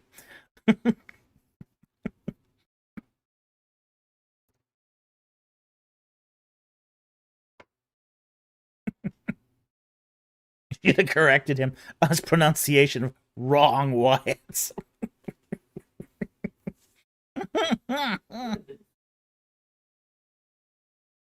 Yeah. Well, I did tell him that I thought that Wyatt was a fraudster, a charlatan, and a heretic. Funny, in retrospect, he didn't deny the heresy. He didn't just deny charlatan or heresy, just the fraud. It's because he asked, well, who did he defraud? Did not deny the heresy. I think that's very interesting. Just come on board. Blasphemy, you deny the truth revealed to the blessed Ron Wyatt. Praise be his unto him. Repent and know the good news. In Wyatt we trust.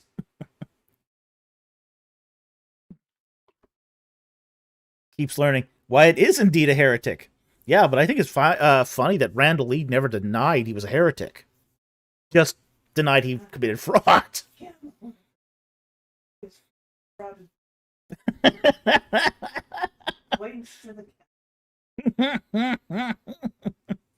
CPN versus DOS.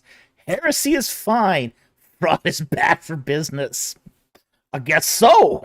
I guess that's why he reacted so badly to the fraud allegation. Fraud's okay.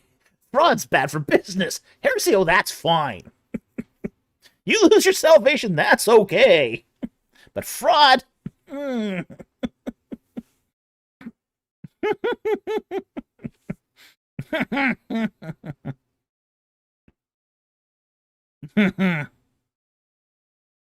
oh boy, that's a good time.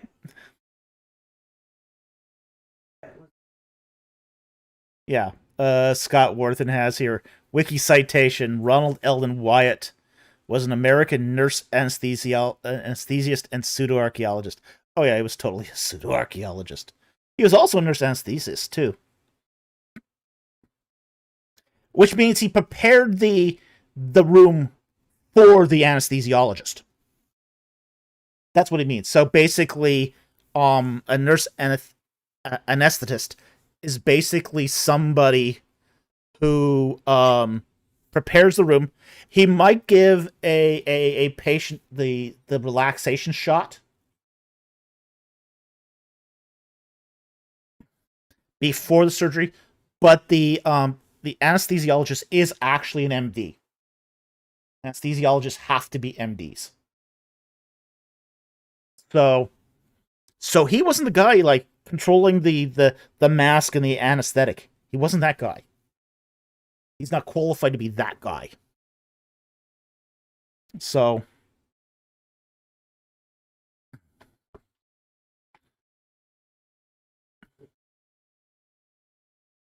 yeah. Yeah, the Count of Marcy, when you don't have an answer, use the ad hominem attack. Absolutely.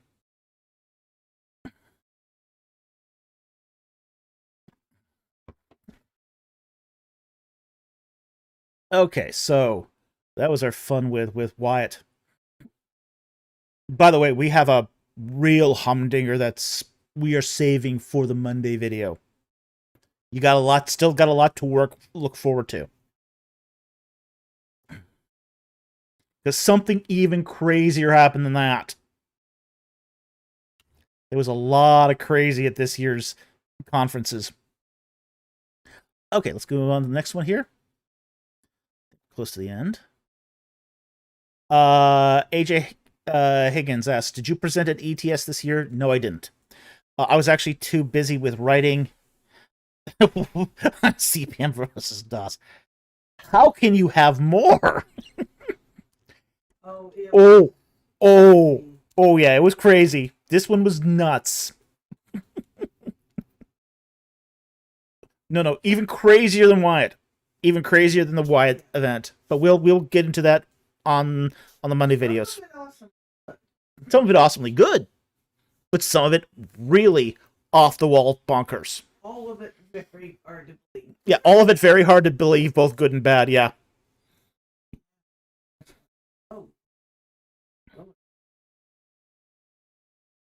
CPM versus us. Looks like I'm going to ETS for the drama. Some of us do.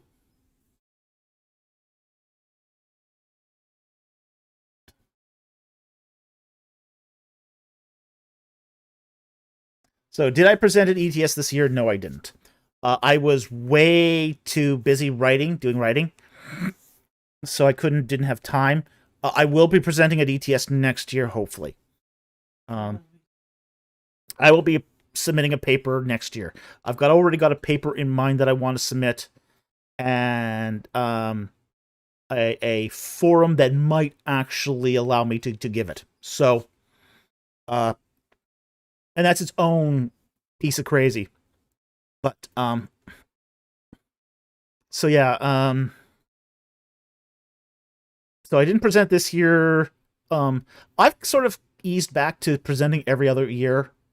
I did present last year. I didn't present this year because this year's my writing year. And I did a lot of writing this year. I've still got some more to do. I still got to get that chapter done for my publisher. So, we'll tell you how that went on Monday.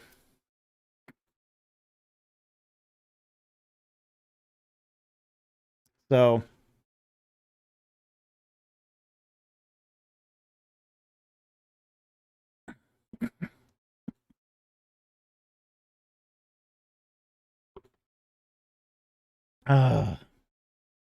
okay, let's go on the next one here.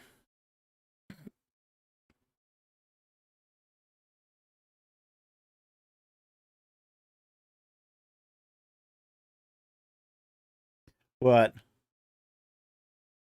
The coward one? Camelback. Coward! You fear to be called out for your hairy C against the prophet, Wyatt, BBUH, and your denial of the lion snake in the garden.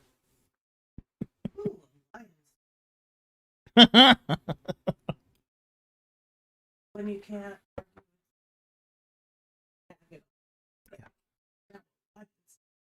Lion snake, yes. Body of a snake? A tail of a snake? Okay, Keeps Learning asks, are you a member of EPS? EPS is the Evangelical Philosophical Society.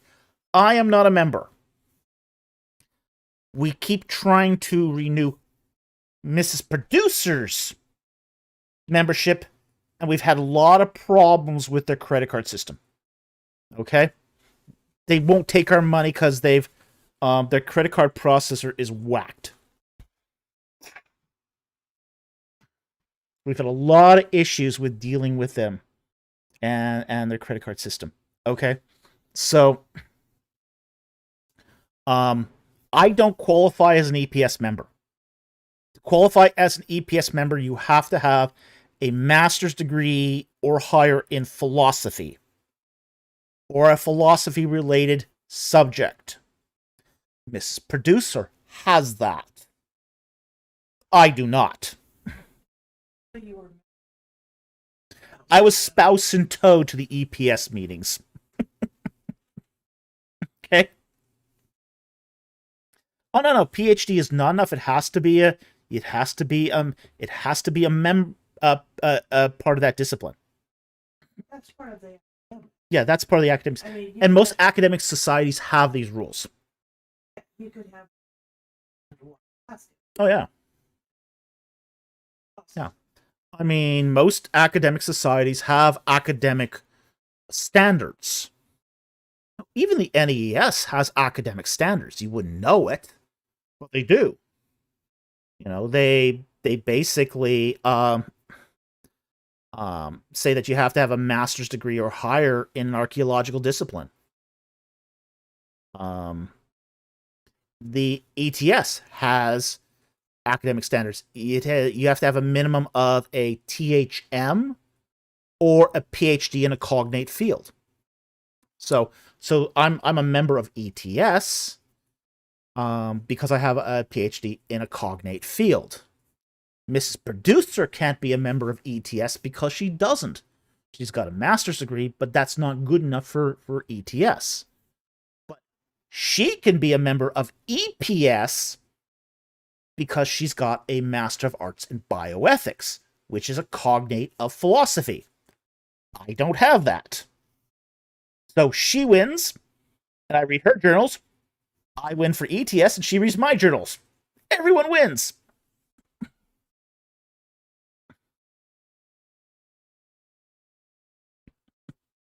So, yeah, she's got it right here. Shared family resources are pretty cool. Yeah.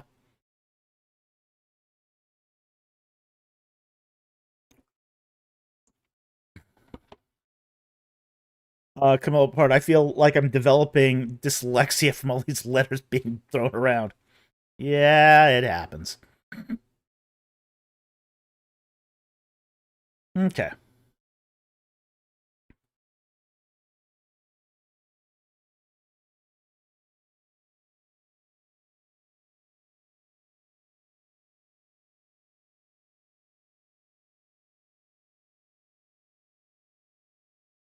So let's see what's next on our list here. Hey, Jay Higgins, do you think Min was Narmer? No, I don't. No, I don't think the two are related. The Min cult actually occurs in the Middle Kingdom. Narmer, which was from Menes, not Min, is much earlier than that. So I don't think the two are related in any way.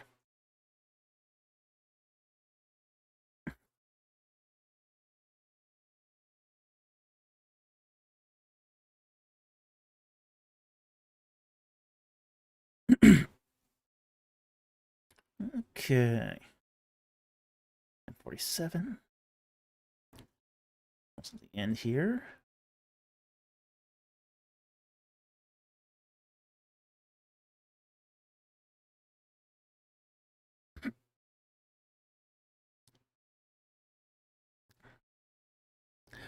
I'll take this one. Scott Worthen. What mind-altering substances have you experimented with? Have you done the intensive meditation which dissolves the sense of self, the illusion? How has this affected your spiritual growth? I have not played or experimented with mind-altering substances. It's not my thing. Reality's weird enough as it is without making it weirder.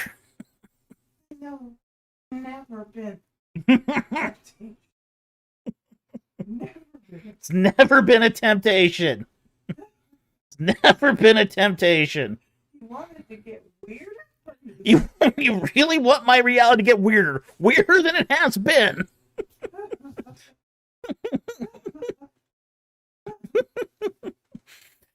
more weird do you want things to get for me?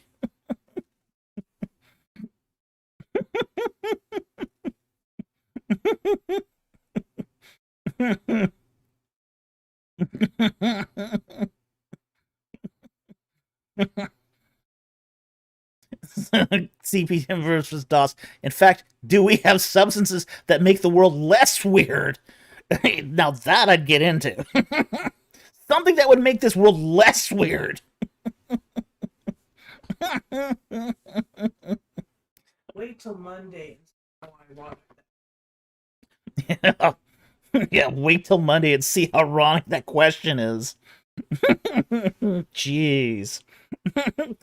No, I've never played with mind altering substances. Just not my thing. I've never done marijuana. I've never done cocaine. Um, there was actually one point where I had used cocaine as part of a medical treatment. Okay, but I was under anesthetic at the time, so didn't do anything to me. Um, but yeah, that one was weird. That was really weird. That was weird. I was about to be put into anesthetic, and they were doing a procedure, and the anesthesiologist came up to me and said, "Oh, don't worry, we're gonna put some cocaine up your nose after we knock you out." I said, "Well, what substance of coke? What sort of chemical substance?" I was really into chemistry at the time, so I asked, and he goes, "Oh no, just powder cocaine, like you get off the street from a drug dealer." Like, what?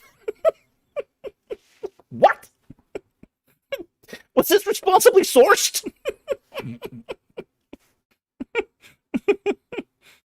Okay, but there's when you're out knocked out, it doesn't actually affect you in any way. But whoa. But no, I haven't actually tried anything experimented with mind altering substances in any way. You know, um, and we have to. yeah, yeah. Reality is just crazy enough that you know, I don't need any of that. It's just stupid to do that sort of thing. Like, pop, like it's never. Yeah, yeah. I mean, We don't have the. no, we don't have the time for that. You know, we're so focused on our projects that we kind of have to have our our our faculties straight. So it's just like, okay, it's just dumb to do this.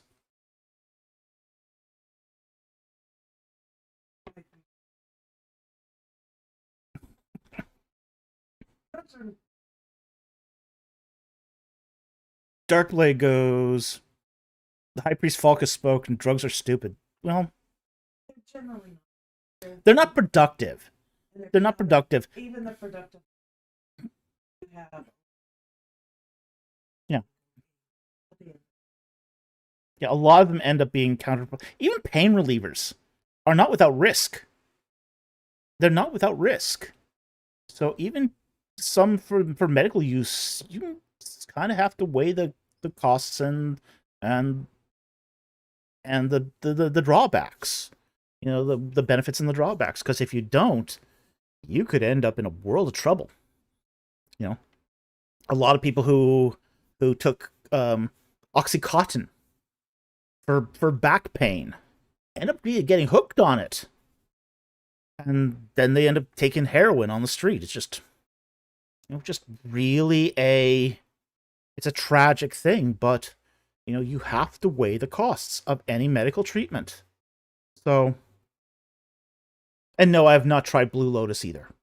Okay, just to be clear on that.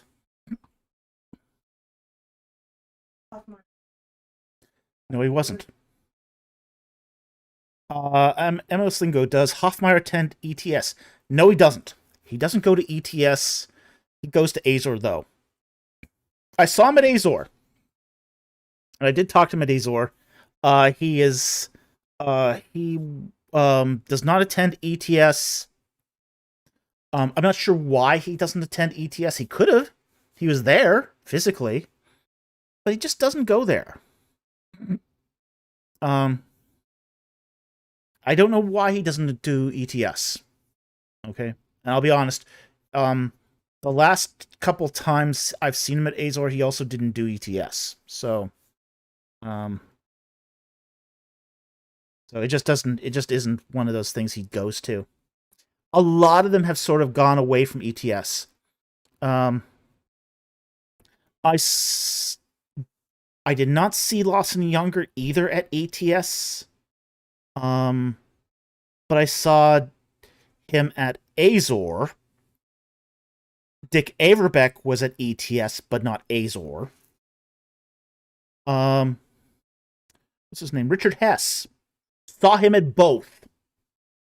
I saw Richard Hess at both ETS and Azor. Said hello to him too. Had a great conversation with him. I also saw Eric Klein. Eric Klein at Azor.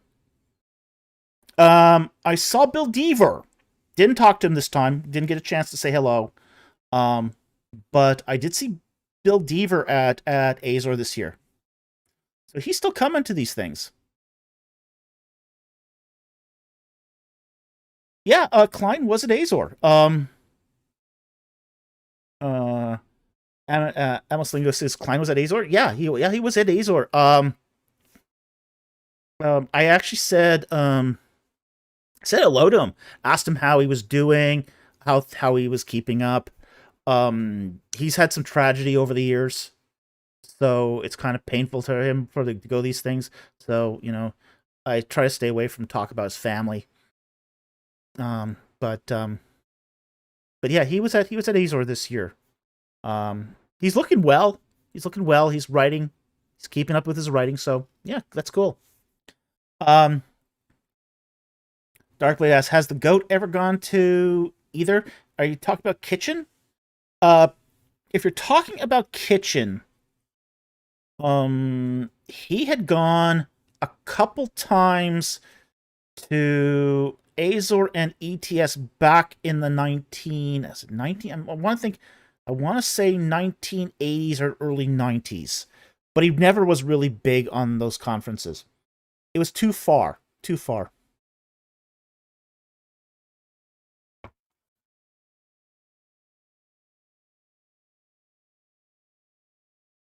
Oh, the British Academy. Yeah, why would you go to ATS and Azor when you got the British Academy right down the street? Yeah, it didn't make sense for Kitchen to go to those conferences. Murph Monson asks, "Isn't Deaver a minimalist?" Yes. Oh yeah, yeah. He's totally a minimalist. He's less of a minimalist now than he was. He's kind of like all of us. We've kind of come into the middle on this. The maximalists are less maximal. The minimalists are less minimal. We're sort of meeting each other in the middle now. Um, um, so yeah, I did see Deaver. I heard him talk a couple times, but I didn't get to say hello this time. Normally, I try to grab coffee with him, but uh, a minimalist of what? He's a biblical minimalist. So the idea is that, and it's hard to use even the terms minimalist and maximalist anymore because they don't mean what they used to mean. But he thought that a lot of the biblical text was made up, and he was very skeptical of it. Now he's less so. So, um, so he used to be really rigid about this stuff.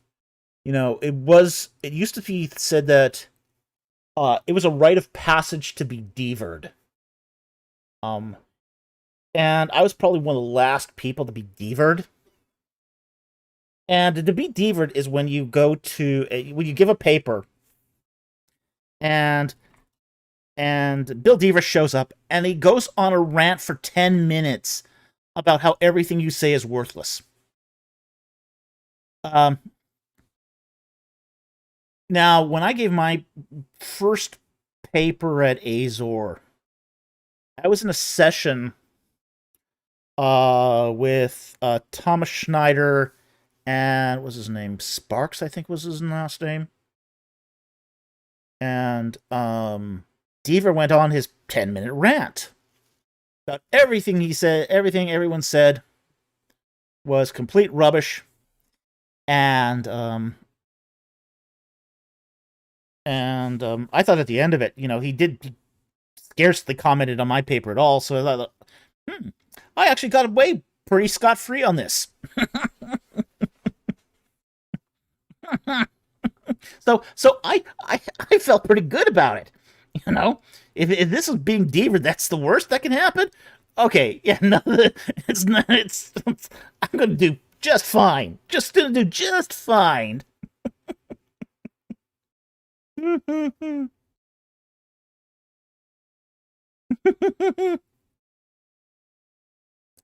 Yeah, those are good. Those were good times. He doesn't deaver people anymore, though.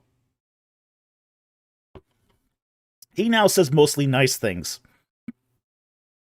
So he's mellowed out a lot. He'll still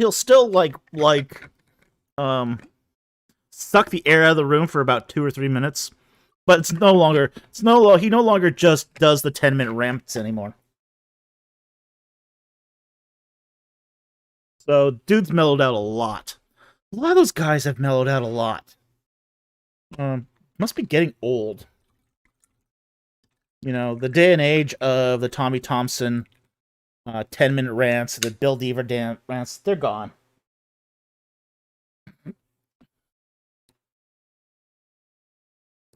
So, and I kind of miss that, to be honest.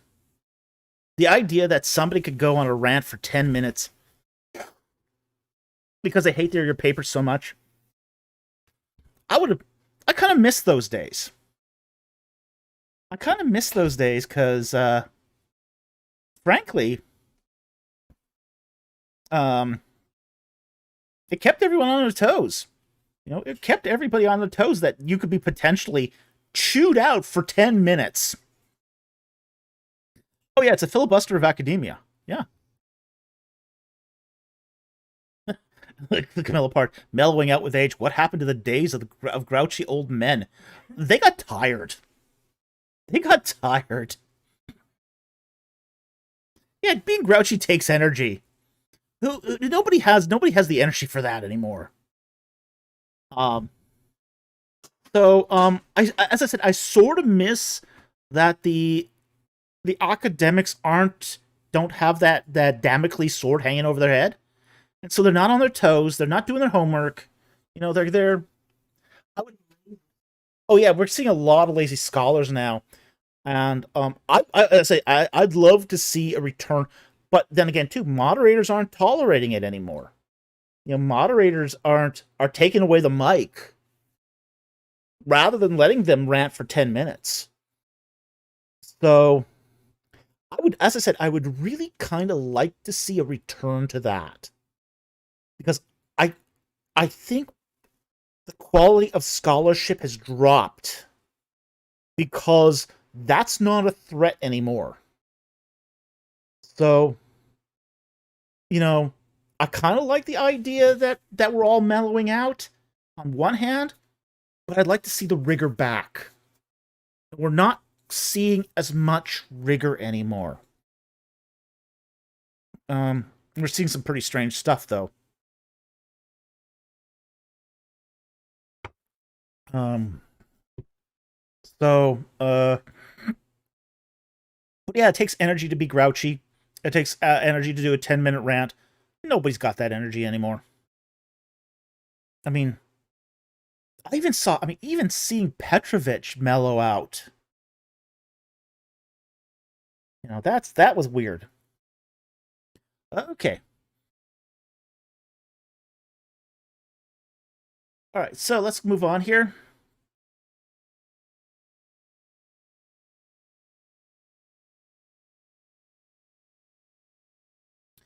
Andrew Graham has a member question here.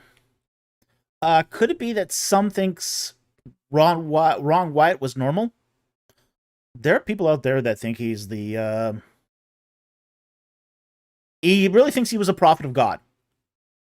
There are people out there that really do think he had the divine revelation of God, that he was visited by Jesus Christ, that he had angelic revelations, God spoke to him directly.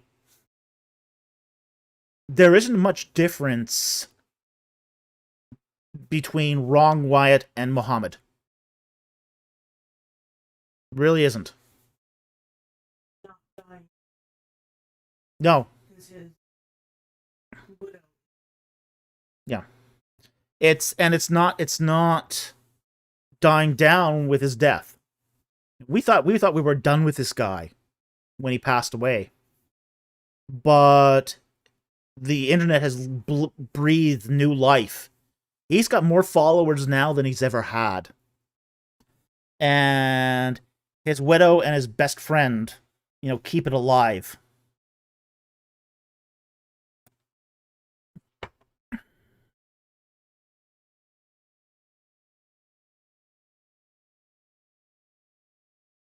Are they comfortably dumb? No, it's a grift. For the Wyatt clan, it's a grift. It's their only source of income, really. So it's a grift for Mary Nell. It's a grift for I forget his name, the guy who runs a Wyatt museum now. It's a grift for him. It's a grift for most of those guys who are actually involved within the organization. Yeah, money, money, money.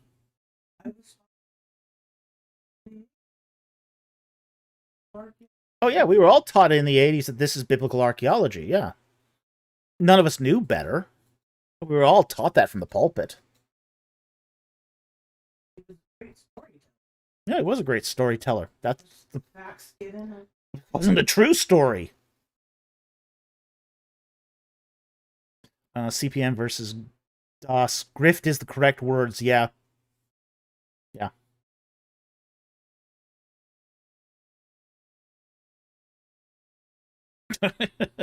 Millipard. The Wyatt Museum. The heck does he need a museum for? Is he on display like Lenin? Ooh, ow. Oh, it's all his fraudulent finds, like the supposed finger bone of a giant. Well, it was a giant sloth, but not a human giant. Details. The petrified wood of uncertain provenance. That's been ascribed to Noah's Ark. Yeah, there's all sorts of this stuff. His museum is full of curios that would put P.T. Barnum to shame. P.T. Barnum would blush at the Wyatt Museum.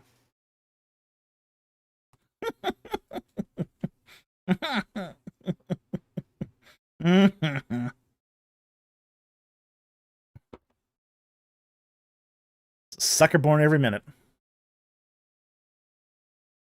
All right, let's go on to the next one here.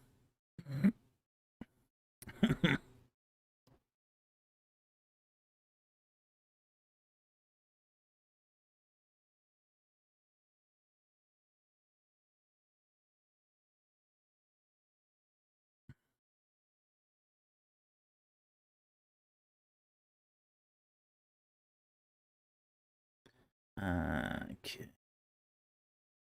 Done that one. We've done that one.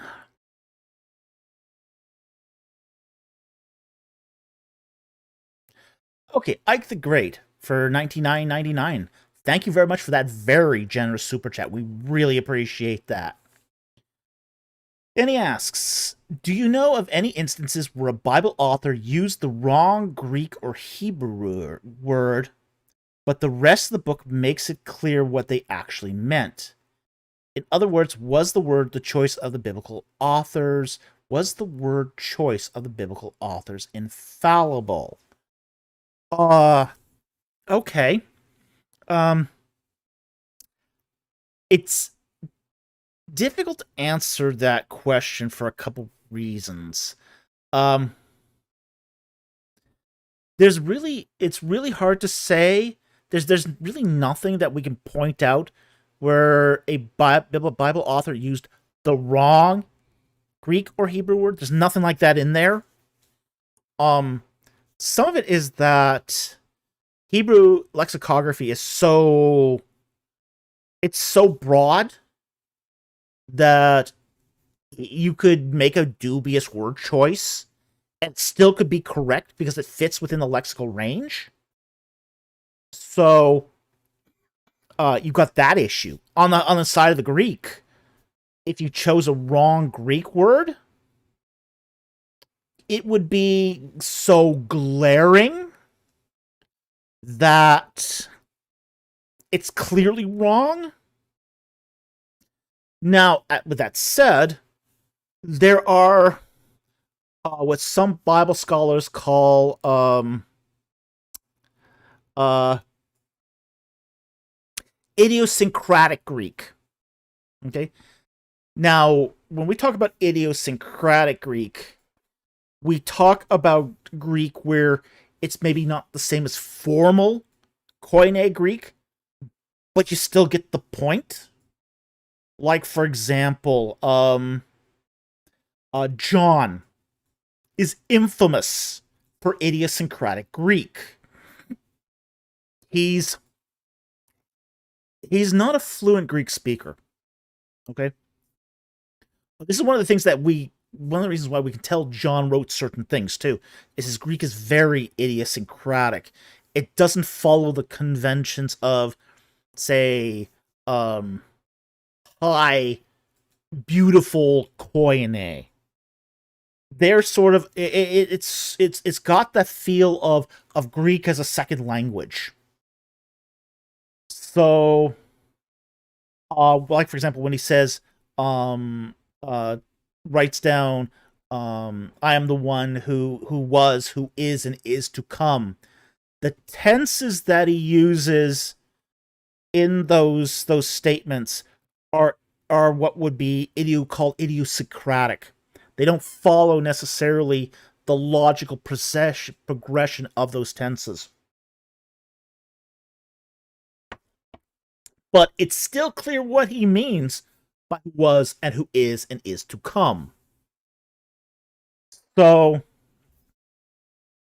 so there isn't a specific thing, a specific instance that where a biblical author has done a word choice that's so wrong that you can't know what it is. There's some difficult choices. There are choices that are, let's say, difficult to understand. But they do make sense in the general context. So, like for example, Jacob I've loved, Esau I hated.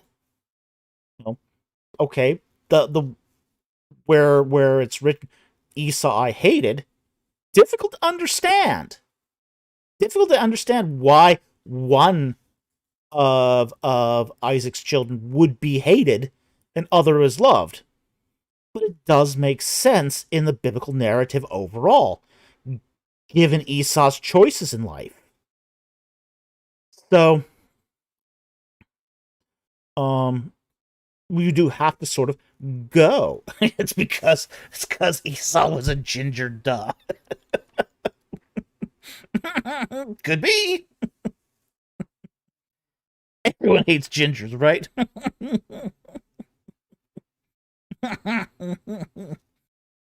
Well, that's definitely a running joke amongst the British. Okay, so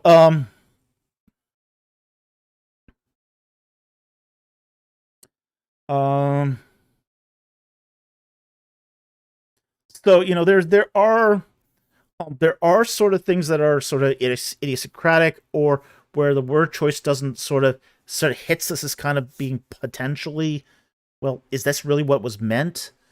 But then again, you look at the context and you see that's exactly what was meant. So now, whether or not the word choice of a biblical author is infallible, again, we go back to the message. We go back to the message, and because really, the word choice is almost less of a concern for infallibility than the message. If the message is consistent, then the word choice sort of matters a little less. For example, there are times where New Testament authors will quote the Septuagint. We know they quote the Septuagint. That's a translation of a Hebrew text. So is the quotation of the Greek words from the Septuagint infallible, knowing it's a translation, or is it the message that's infallible? I would side with the message on this. Again, because once you start getting into translations, a translation is not infallible. A translation is not inerrant, even if the message is. We have to remember that we have to remember that all translations are interpretations. Translations are not infallible. They're not inerrant.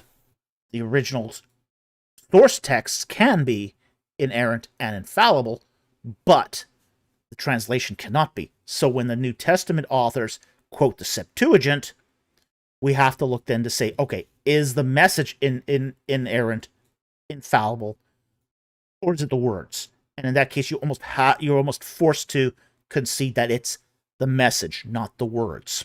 Okay? So I hope that helps. Hope that answers your questions here. Thank you very much for that really generous super chat. We really appreciate it, and I hope that helps.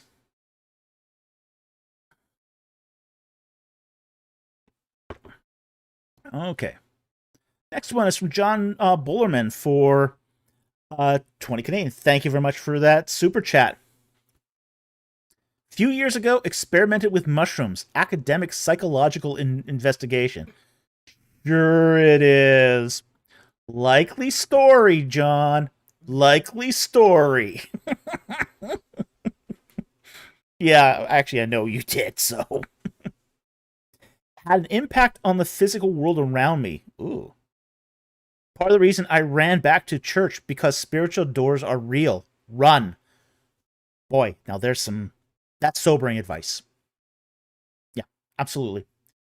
Look, these substances can be used for bona fide medical purposes for good. But they can open spiritual doors too. And this is the danger of recreational use, is they can open spiritual doors. Doors you might not be able to close. So, this is very sage advice. And I know John personally. So this is a guy who has some real street cred with me. Okay? So definitely heed that warning and, stay away from that stuff for recreational use. If it's a bona fide medical procedure under the supervision of a physician, that's one thing.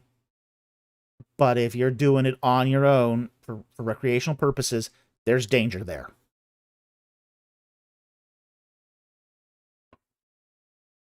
Okay. So thank you very much for that super chat. John, really appreciate that, and that does contribute to the discourse here. Okay, next one.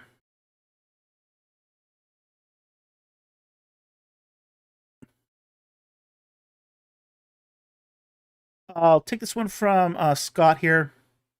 Do all minimalists refute the United Monarchy? Not anymore. They used to. They don't anymore. Do all maximalists take Kings and Chronicles to a literalistic level? No, not anymore. Some do, some don't.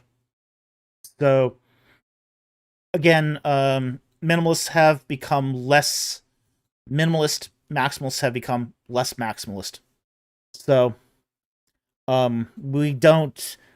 I mean, I consider myself leaning more towards the maximalist side, but even I don't take a literalistic view to Kings and Chronicles. So, particularly not First Kings 6:1. I think there's better contextual ways of reading that text. So, yeah, far cry from the 90s, yeah. Yeah, the 1990s was really the height of that minimalist maximalist debate.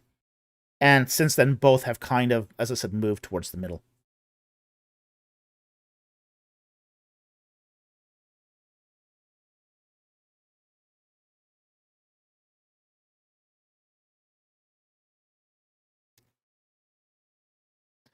Jack Ray asks, is ABR pseudo-maximalism?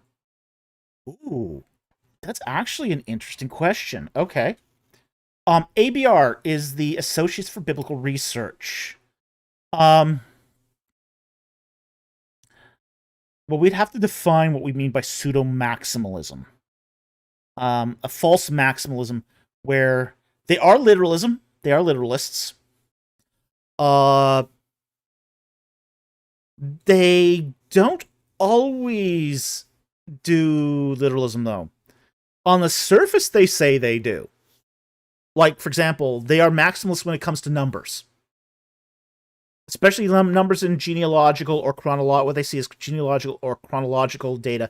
They'll always see that as absolutely stone cold literal. God, having chicken wings? Well, not so much. Okay. So it's but they will sometimes, for example, when they see the word Ramses in the biblical text, they'll think they will do redaction criticism there. So they're not being literalistic there either. They're just saying it's been redacted by later editors. So they're big on how do I say this? They're big on redaction criticism more so than you would find from normal maximalists. Like, I tend to be very minimalist on redaction criticism. I think there were editorial changes to the text, but mostly grammar and diction. Okay, but I don't see a lot of major changes to the text. My idea of editing the text is very conservative. I see it's the text as being the copying and the transmission of the text as being a very conservative process, whereas ABR will see it in a more liberal light because of their ideology, but it's still, say, less liberal than, say, documentary hypothesis scholars, who see them changing things all over the place, higgly-piggly. So,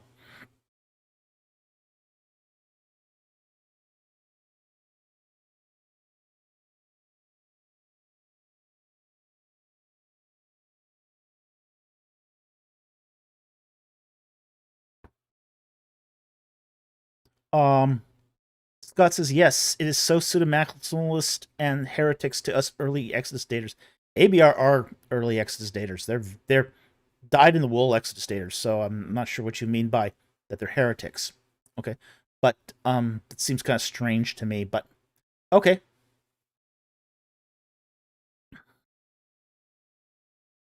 So let's move on here. Next super chat here. From the Camelopard. For $2. Thank you for the super chat. Another question. Yay! But it's still below. All right. Where is it?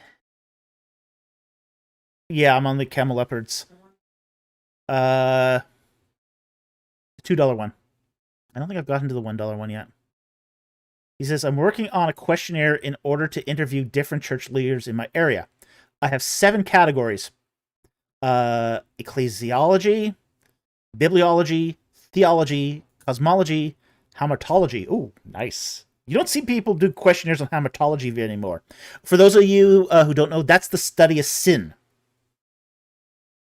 Very few people do work on hamartology. Soteriology, eschatology, okay. And are there any topics within these categories you think should be included in the questionnaire? Are there any additional categories I think you should add? Yes, I think you should add at least one more category to that list. Anthropology. There is a biblical anthropology. Okay, so yeah, ecclesiology is great. Bibliology is great. Theology, cosmology, hamartology, soteriology, eschatology, but add anthropology to that list. Because that one gets overlooked a lot. So, Definitely, I would add anthropology to that list. And then I think you've got a really nice rounded set of categories there, depending on how detailed you want this questionnaire to be. Okay, so I hope that helps. Thank you for the super chat, very much appreciated.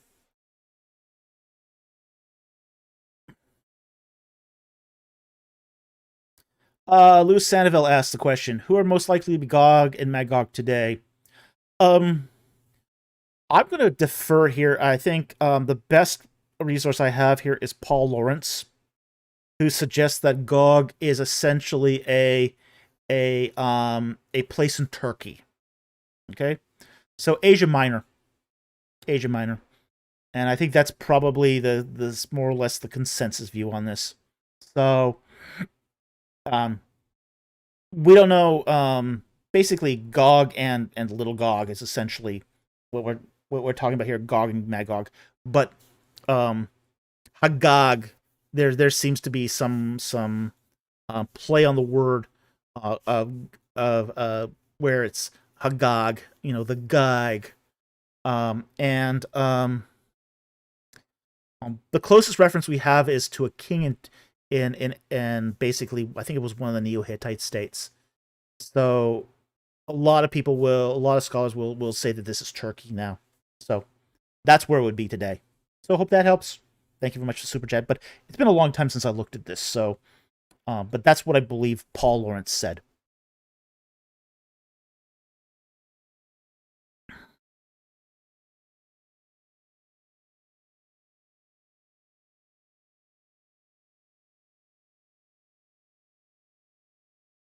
Okay, now we're adding to the $1 one from the Camillopard. Yeah. 1032. Okay.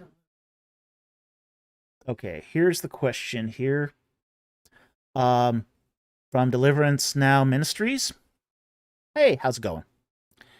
Why was the Spirit of God mentioned in the feminine in the Old Testament, but clearly a he/him in the New Testament? Could it be because he submitted to God to the Father, so takes the feminine form? No, that's not what's going on here. What we're talking here about is a linguistic feminine, not a gender feminine. Okay?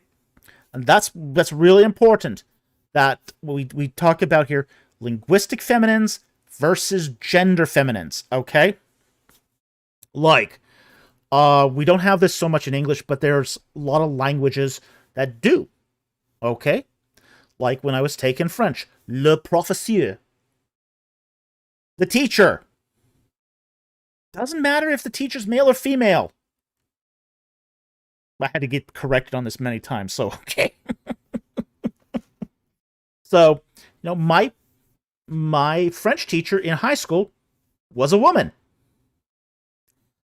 And she insisted it's le professeur, not la professeur.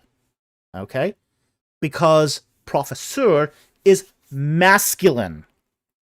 Even if the person holding that title is a feminine gender. Okay? So, what's going on in the Old Testament is spirit, ruach, is a feminine word. But it doesn't mean it's a feminine gender. It's grammatically feminine, does not confer any sense of say gender upon the object as such. Yeah, Darkblade says it here. The word ruach, I don't know if I spelled it correct, is grammatically feminine. Yeah, it is. It's grammatically feminine. So this is what's happening here, is that in the Old Testament, the Hebrew ruach is a grammatically feminine word. But that doesn't tell you what the gender of the spirit is. Only that the word spirit is grammatically feminine.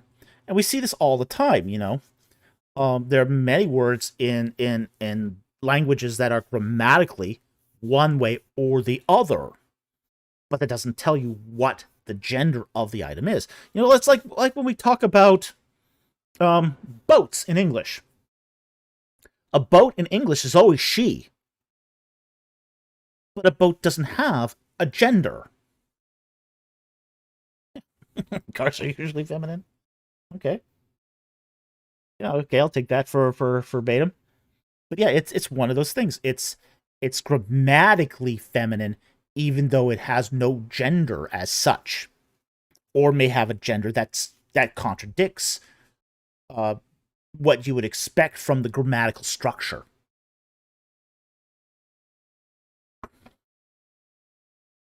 So that's what's going on there. Is in the Old Testament, ruach is a feminine word, and it's grammatically feminine. But in the New Testament, we start seeing pronouns ascribe a gender to the Spirit.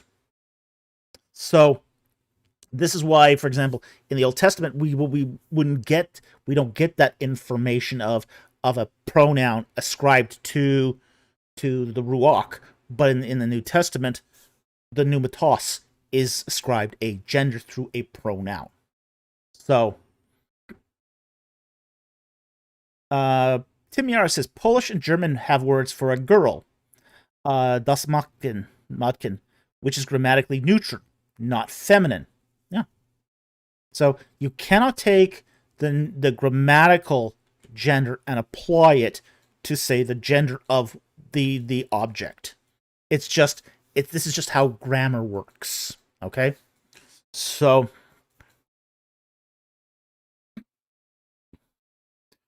I hope that helps. Thank you very much for the question, and thank you for the sponsorship of that question, Camilla Part. We really appreciate that. Okay, cool.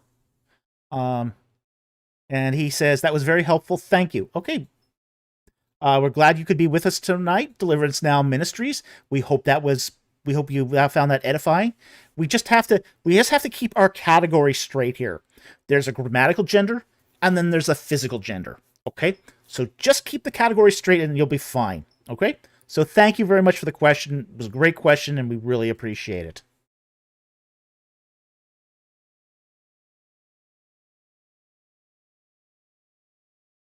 Okay, next one. John Bullerman for 10 Canadian. Thank you for the super chat. He says, I didn't mean to be cryptic in my story. I just can't type enough in these chats. Nobody can. But yes, you nailed the message takeaway. I'll fill you in when I see you next at the next Russian face slap tournament.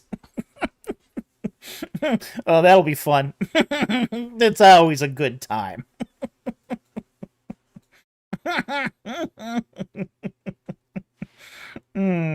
Awesome. Awesome. All right, thank you very much for that super chat. We really appreciate it. But it was a very helpful comment. It was a very helpful super chat. So absolutely, we appreciate that.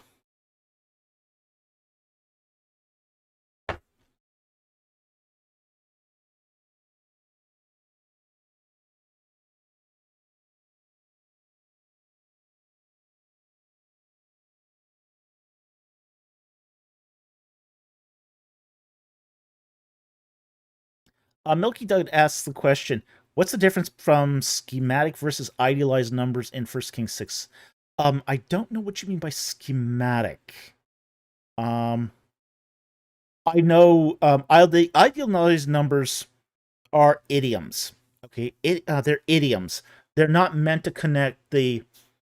it's like saying, oh, that test was a piece of cake. Was it literally a piece of cake? Tests would be lovely if they were just pieces of cake. Everyone would love taking tests that they were just pieces of cake and you could just eat the cake. But we don't. It's not. It's an idiom. Okay, it's an idiom that confers the idea that it was easy. Like eating a piece of cake.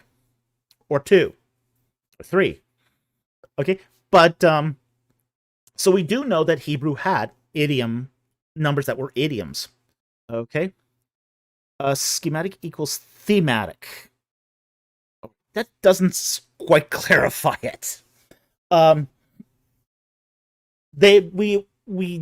don't know exactly what you mean either by thematic. No. I mean, there are literal numbers, there are idealized numbers, there's idiom, and idealized numbers fall under the category of of idioms. So I think so 1 Kings 6:1 has two sets of dates. It has an idiomatic date where it pegs it to, let's just pull up the text. Pull up the text. It's always fun to pull up the text, so we can actually map this out. 1 Kings 6. Okay. Verse 1. Now it came about in the 480th year after the sons of Israel came out of the land of Egypt. Now that's an idiomatic number. Okay. 480th year. It's 40 times 12. Both are considered to be numbers that have meanings all on their own. 12, you got the 12 tribes, the 12 sons of Jacob, etc., etc. There's a lot of 12 disciples. 12 is a very, very important symbolic number. But 40 is also an important symbolic number. It's the number of indeterminate counts. So if you don't know something, oh, how long did he live after he shot the sheriff? 40 years. Okay, was that 38? 42? Don't know. 40 years. Similar to, like we say, oh, it's 100 years ago. So 1990 was 70. 70. Oh my. Yeah, you're not gonna go there, yeah. Yeah. 42. Oh yeah. Yeah, so in Hebrew, numbers like 7, 12, 40, those are idiomatic numbers. So that's the case. We see that often. And then we got this. After the sons of Israel came out of the land of Egypt, in the 4th year of Solomon's reign. Okay, now we've got a regnal year. Regnal year is something we've got a hard reference to. In the month of Ziv, which is the second month, that he began to build the house of the Lord. So, in some ways, we got here an apples and oranges. We have an idiomatic number being correlated to a hard rain number. So, Darkblade, you owe me 40 shekels of sushi.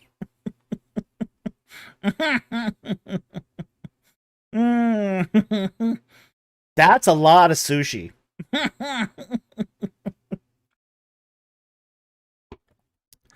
But considering the price of silver these days, oh yeah, that's a lot of sushi. Definitely, I'll take that one. Okay, so I'm not exactly clear on the question, but we can talk about, say, the idiomatic numbers, as opposed to, say, the regnal years, and the regnal years are sort of more of the firm dating here than it is the 480th year, because it's tied to an epoch.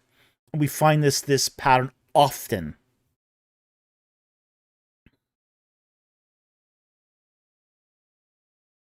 Mervanza says the judges period was 450 years in Acts 13:20. There's actually a really, really good reason why. The reason why is the 450 years includes the sojourn. Well, let's pull that one up. Let's go back to the text. Acts 13. Oops. 13:20. Okay. Now, where does the pericope start? Now, Paul and...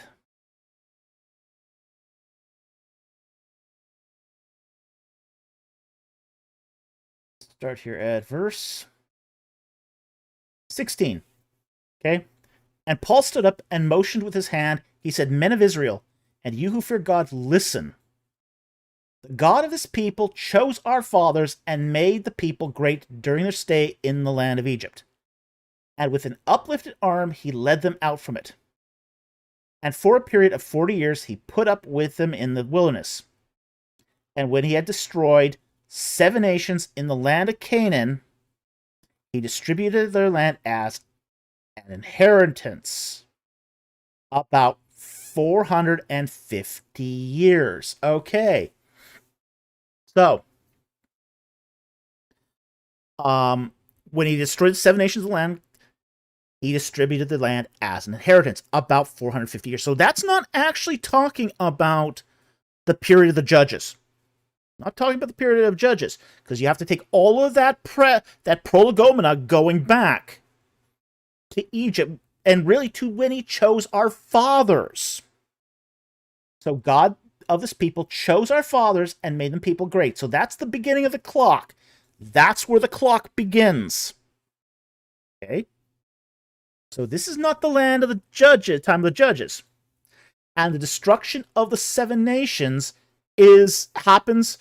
These are the nations of the Amorites. Okay? So this is the 7 nations of the Amorites.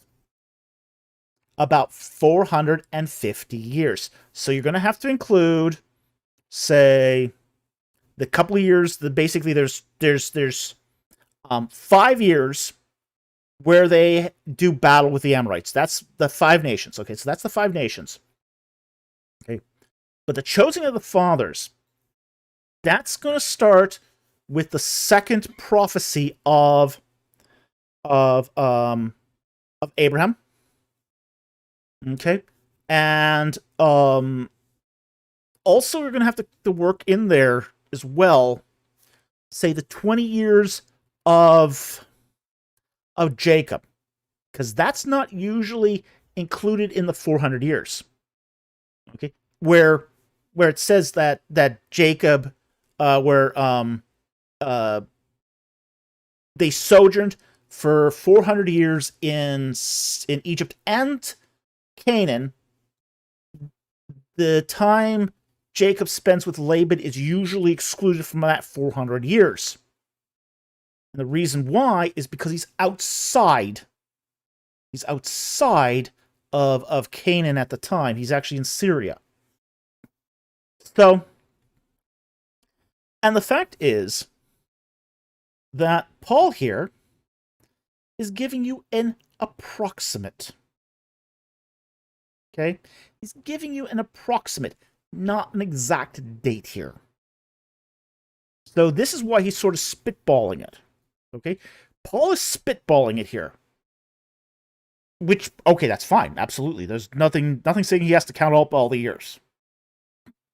So, but you're going to have to start at the beginning of the 400-year clock. So the 400-year clock begins with the second prophecy of Abraham. It's going to go until the Exodus. That's you're going to 400 year, but you're going to also have to you include the 20 years of Jacob, because that's not included in that 400 years. So you're going to have 420 years there. Then you're going to get the 40 years in the wilderness. Then you're going to get in that 5 years of the Amorite destruction. So there's going to be a lot of wiggle room there. And you know, you can't really sort of, Paul's not accounting for all of that. He's just giving an approximate. So that's why you have to sort of keep in mind that where the clock is going to begin here and where the clock ends, which is the distribution of the land at the inheritance. And that this distribution happens in the 2 years following the 5 years of the destruction of the Amorite 7 nations, 7 kingdoms. And that's going to be another 2 years after that. So by the time they distribute the inheritance, there's 7 years in Canaan already. So again, you're going to have to come out with this as an approximate, not as a direct count. Just because there's a lot of factors here that, you know, Paul's not doing the count. He's just giving them a spitball number. And that's cool, because he does say approximately. Okay. So take him at his word. It's about that much. It's not exactly that much. Funny how that works. Okay, I'm going to take a brief break here and then come right back. I'll be back in a few minutes.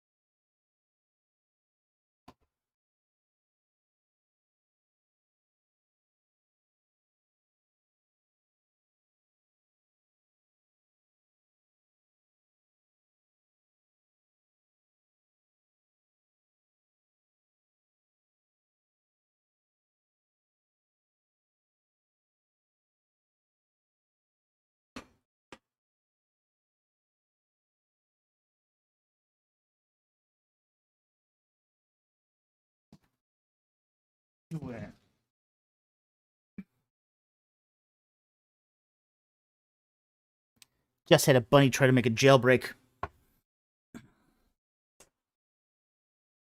Okay, I'm back.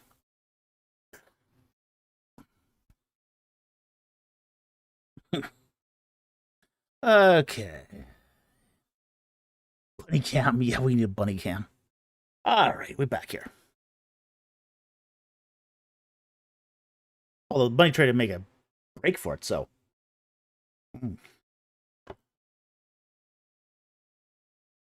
Okay. Darkblade asks, how does ABR read the parenthetical of numbers 1322? Let's take a look at numbers 1322. Numbers 1322.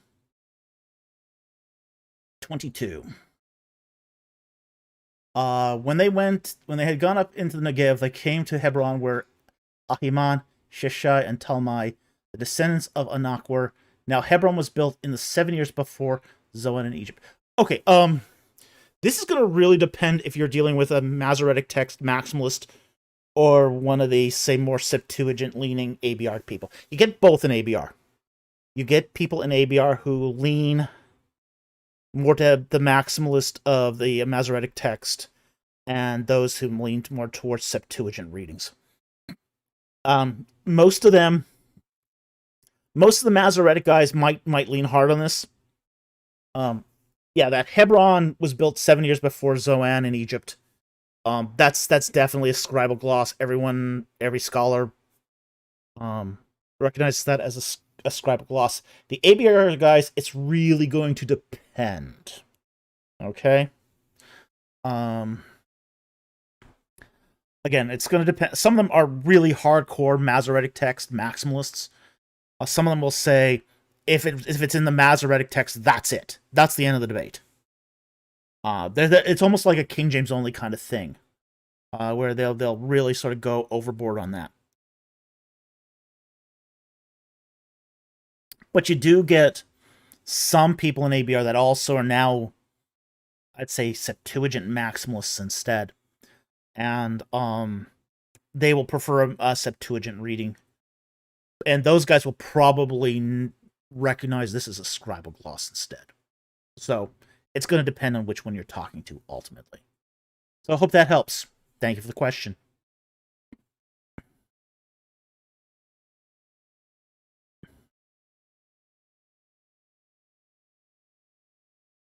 Do you have a Tim Yar asked the question? Do you have a hypothesis as to what happened in 1 Samuel 13:1? Yeah, I am familiar with this. ESV reads, Saul was years old when he began to reign, and he reigned in 2 years. Translations are all over the place. They are all over the place on this because it's a difficult one to decipher here. Let's just pull it up here. 1 Samuel 13. Okay. 1 Samuel 13:1, we have to understand it's a very fragmentary text. Okay. Now, we'll walk you through it. Then we'll talk about it. Saul was, this 40 here is not in the original text. Saul was years old when he began to reign. And he reigned, this is not in the original text, 2 years over Israel. Okay? Now, why are some texts going to be all over the map on this? Okay? Because we do not have a good corroborating extra source texts outside of this. This does seem to be an area of this text that probably got damaged in antiquity and was copied and later amended. Okay, so that's probably what happened to 1 Samuel 13:1. But we know from other texts that he was 40. Again, 40 here is an idiomatic number. We don't know how old he was exactly. But it was probably the 40 here was inserted as an idiomatic number when he began to reign, and he reigned 32 years. Again, this is taken from other texts to amend the text. So it's just one of those things where it's unfortunate that some will choose to go literal here. Like, let's see what the various options we have here. Like, for the Masoretic text.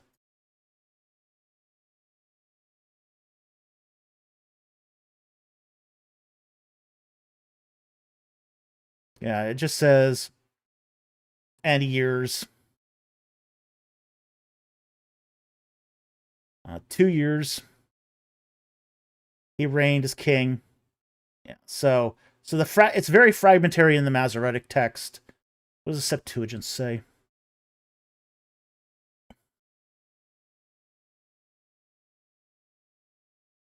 These will translate the Septuagint here.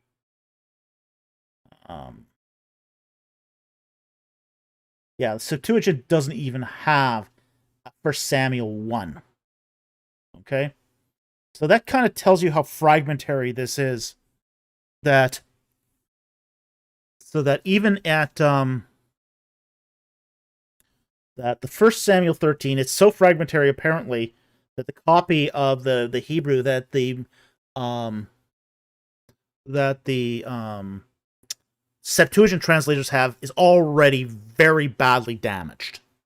So they don't have a 1 Samuel 13:1. The Masoretic text has a very fragmentary 1 Samuel 13:1. So at this point, translators into the English are basically using their best guess, using their best suggestion.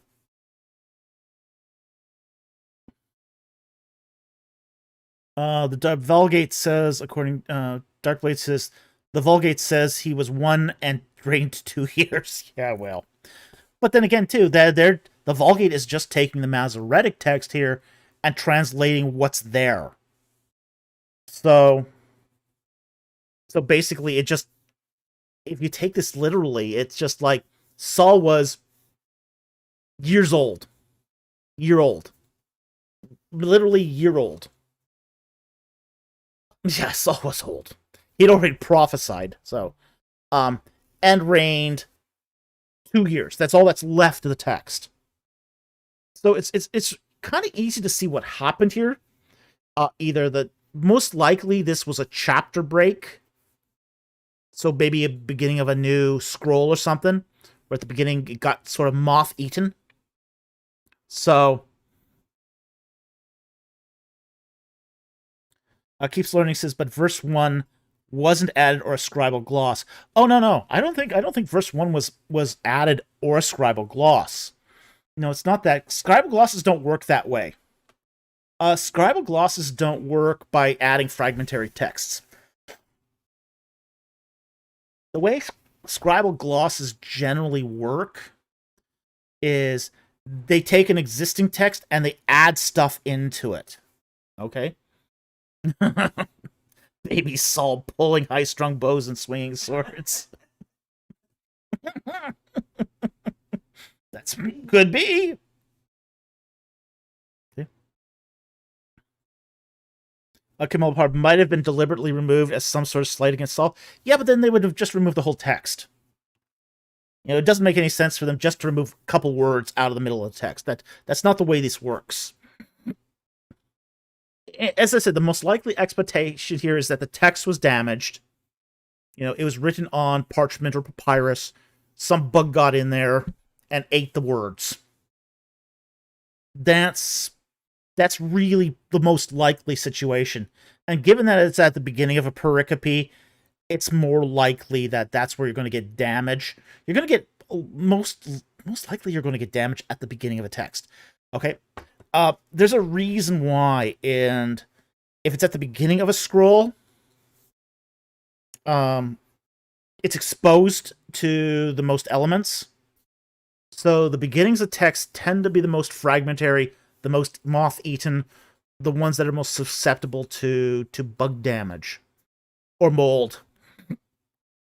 So it's probable here that 1 Samuel 1-12 was on a different scroll than 13 and following. How much more do we have to 1 Samuel here? Oh yeah, we got lots of yeah. So with 31 chapters, I'm of the opinion that it's probably the copy of 1 Samuel 13 began a scroll, was infested with bugs or something, got eaten, and the scribes are just doing the best with what they got. And again, the translators are going to have to make do with that.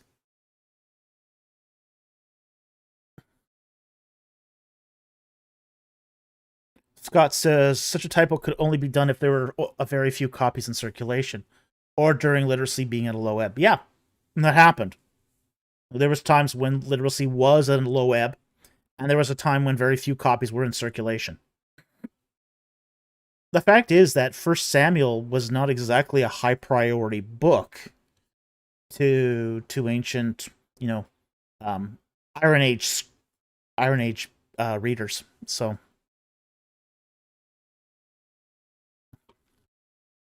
I wouldn't have any doubt about that. Okay.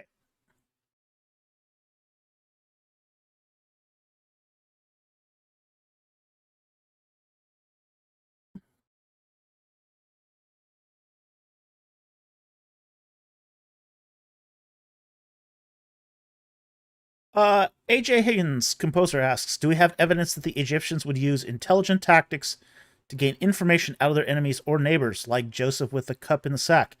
Oh yeah. The Egyptians had spies. They used spies. They would pay for information. They used they used informants. And enemy combatants also sent out false informants. We do have one text where a general pays for information, finds out it's a false informant, brings the false informant to the gate, to the city, and has him executed right there. Yeah. So intelligence gathering and use of intelligence was something that the Egyptians did. So, as was counterintelligence. Counterintelligence was also used.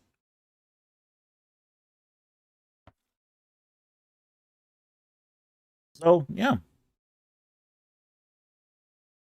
Tim Yara says, I can hear Muslims scream about the corruption of the Bible based on 1 Samuel 13:1. Well, they can scream all they want. I mean, that doesn't change anything. I mean, here's the thing. Where's these Islamic texts? Oh, they burned them.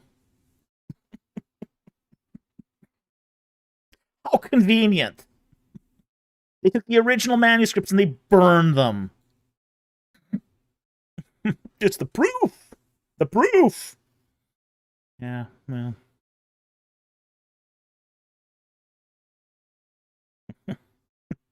Yeah, show us your text and we'll show us our, we'll show you ours. Yeah. Good luck on that.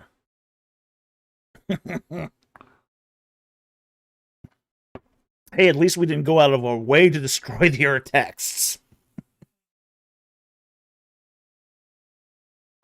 Yeah.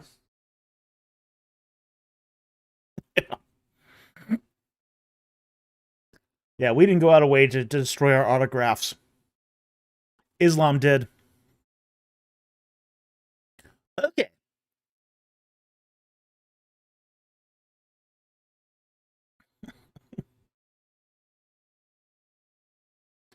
Let's move on to the next one here. Ike the Great here for $49.99. Thank you for the super chat. My nephew would like to ask if you think there are any inspired parts of the apocryphal books.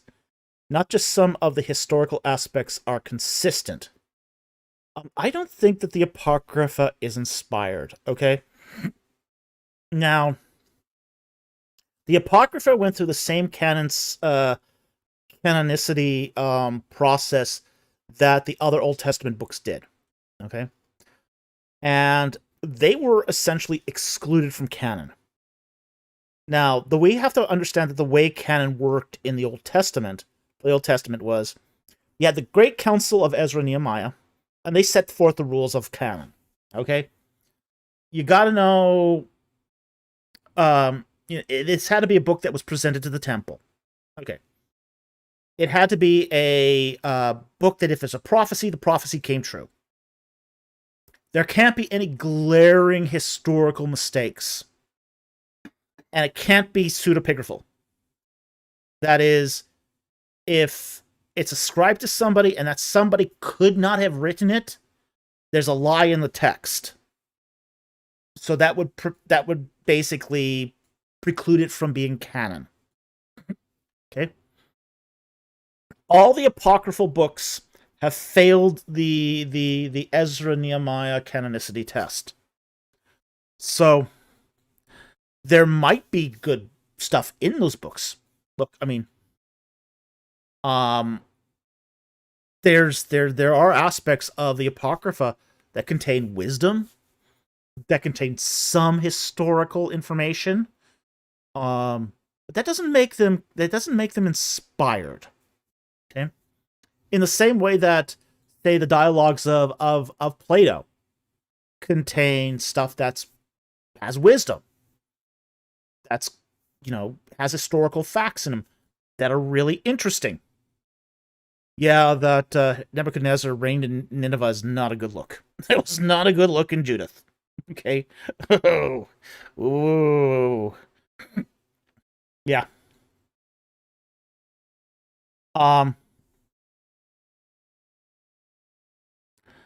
Timiara, why did Jude quote Enoch? Why did Paul quote Menander? Okay, it's the same thing. Look, the biblical source, the biblical writers are not limited to inspired books. They're not. They can quote things out of other books too. Yeah, they quoted Plato. Well, the biblical writers did, but they quoted Menander. He was a Greek philosopher. Yeah, the church fathers quoted Plato all over the place. Not inspired. They quoted the Greek philosophers more than they quoted the Apocrypha. Okay? So, just because a biblical writer quotes a non-biblical writer doesn't make it canon. The book of Jasher is quoted. It's not scripture. Okay? In fact, it's probably the opposite of scripture. It's probably a pagan book. But it's still quoted.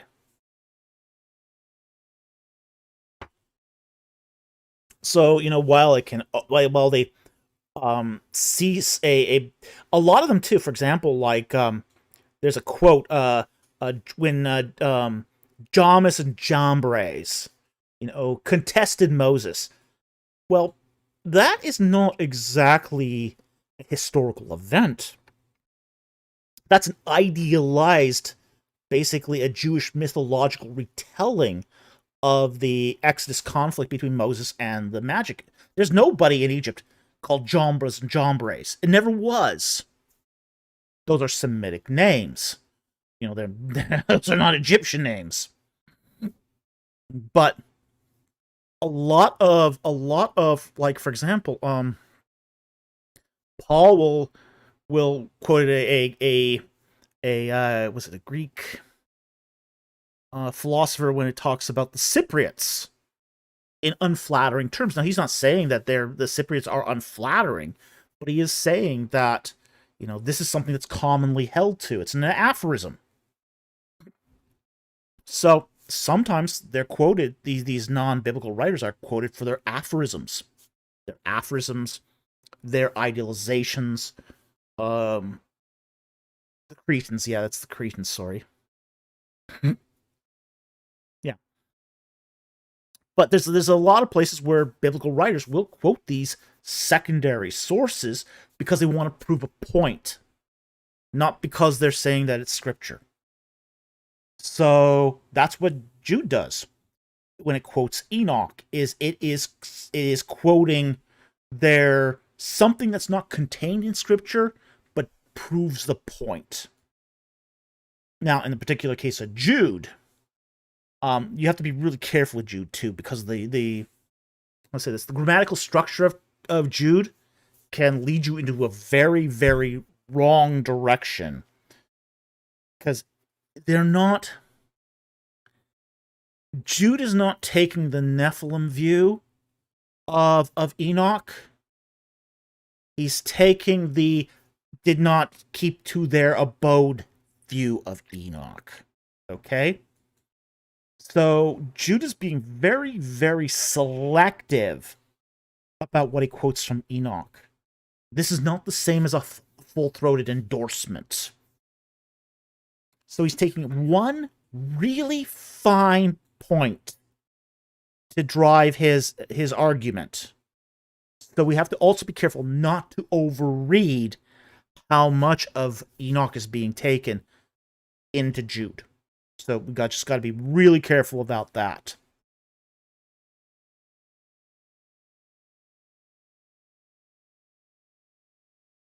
So again, it's one of those things. It's just one of those things that we got to just be super careful about.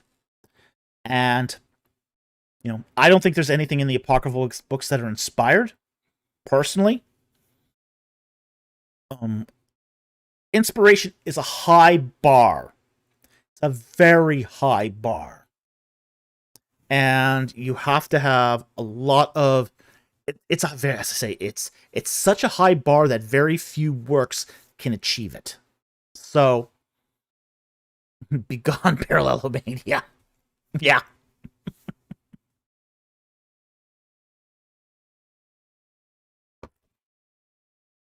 So yeah, some of these apocryphal books, especially Maccabees, First Maccabees, has a lot of historical data in it. That's pretty good.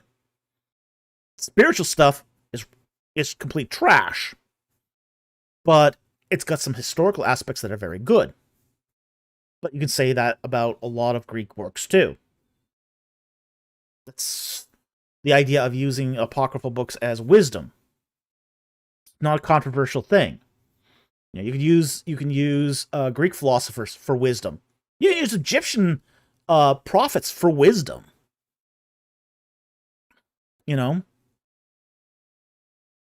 There's something in the admonitions of Tahotep that says, "Do not enter a lady's house when she is alone." Yeah, good idea. That's a good sense. That's just a good practical piece of advice. Very wise. Very wise. Not inspired, but very wise. So,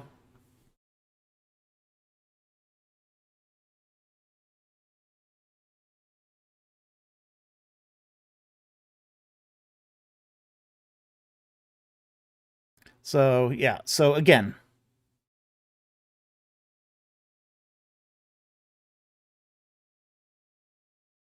responses. I think the Book of Wisdom was considered inspired until Jerome denounced it. Uh, it was already denounced by in the Jewish canon.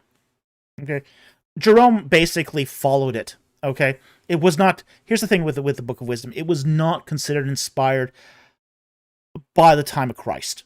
By the time of Christ, it had already been excluded from the Jewish canon. Many Christians, early Christians, did pick up the Book of Wisdom along with other pseudepigraphal books like Barnabas, but Jerome decided ultimately to follow the Jewish canon because, again, it followed the Ezra-Nehemiah Council. So, Book of Wisdom was not considered inspired under the Jewish canon. It just wasn't. Basically, the Old Testament as we have it today is the Jewish canon. So, yeah, Shepherd of Hermas was another example of it. So,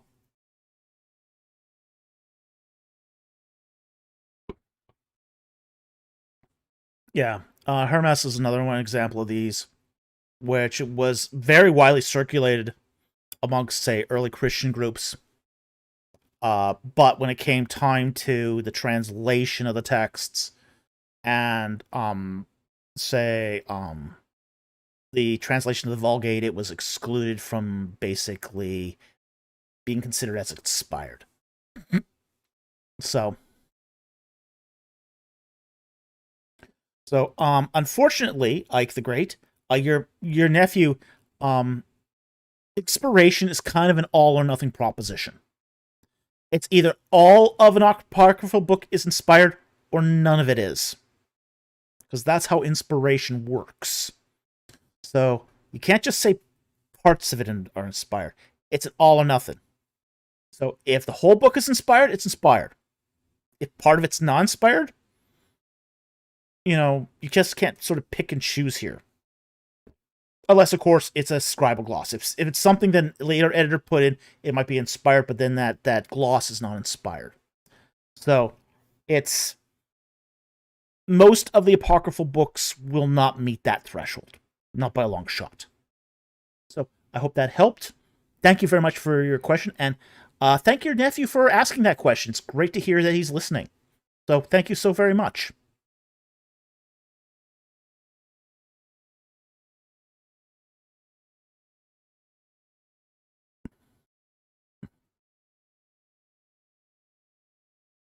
Here.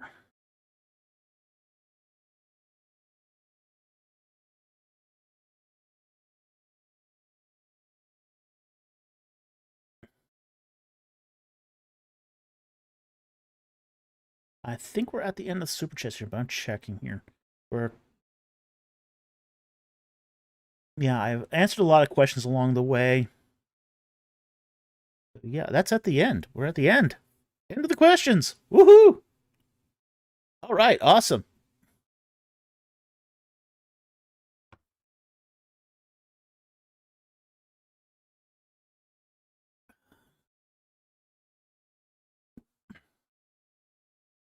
Tim Yara asks, what's in the Milo in Jerusalem? I don't know. I haven't looked that up yet. That's something where I have to go look up in a map of Jerusalem and have a look. So I don't know that yet. So unfortunately, I can't answer that question.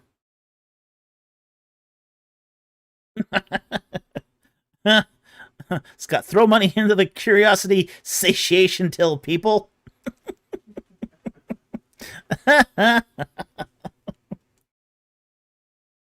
Mm. How curious are you guys?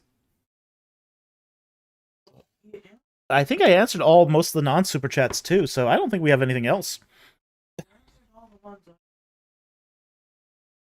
So unless there's a question burning in your guys' chest here.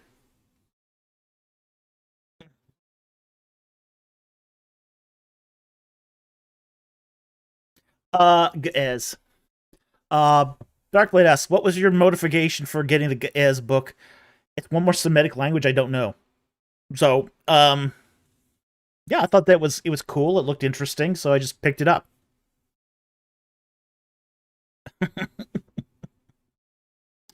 Tim Yara, you can have an early night tonight. That'd be nice. That never happens. I mean, look, we schedule these for 3 hours every time. We never hit the 3 hour mark.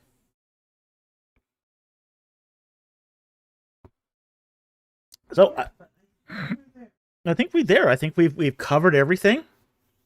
At least everything I think that is of super interesting. And we don't have a lot of people with burning questions right now, so maybe next week. I hear that AT Ministries is coming up with a new set of questions. So,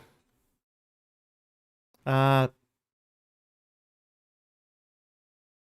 I think we'll probably call it a night here.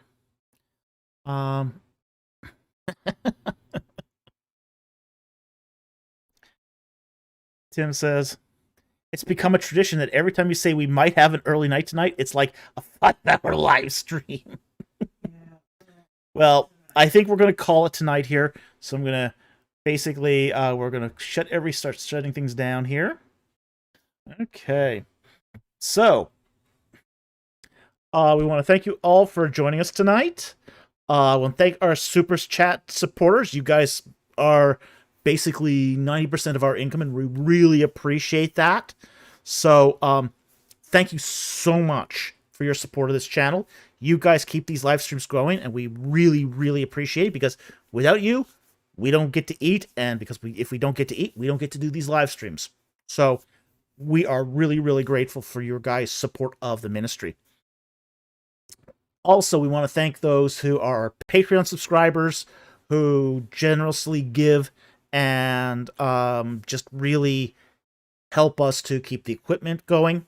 We also want to thank our YouTube subscribers also for membership subscribers for basically the same thing. You guys also keep that equipment going, and we did. It was really helpful to have that extra equipment to go to ETS this year and have decent video for once and one of those D&D games. So we really appreciate that. And finally, we want to thank our regular members who basically view our live streams, hit that like and subscribe button, and share the URLs with other social media platforms. You guys get the message out. With that said, thank you so much for joining us tonight. We're glad you could be here, and we'll see you next time on Ancient Egypt and the Bible. Good night, everyone.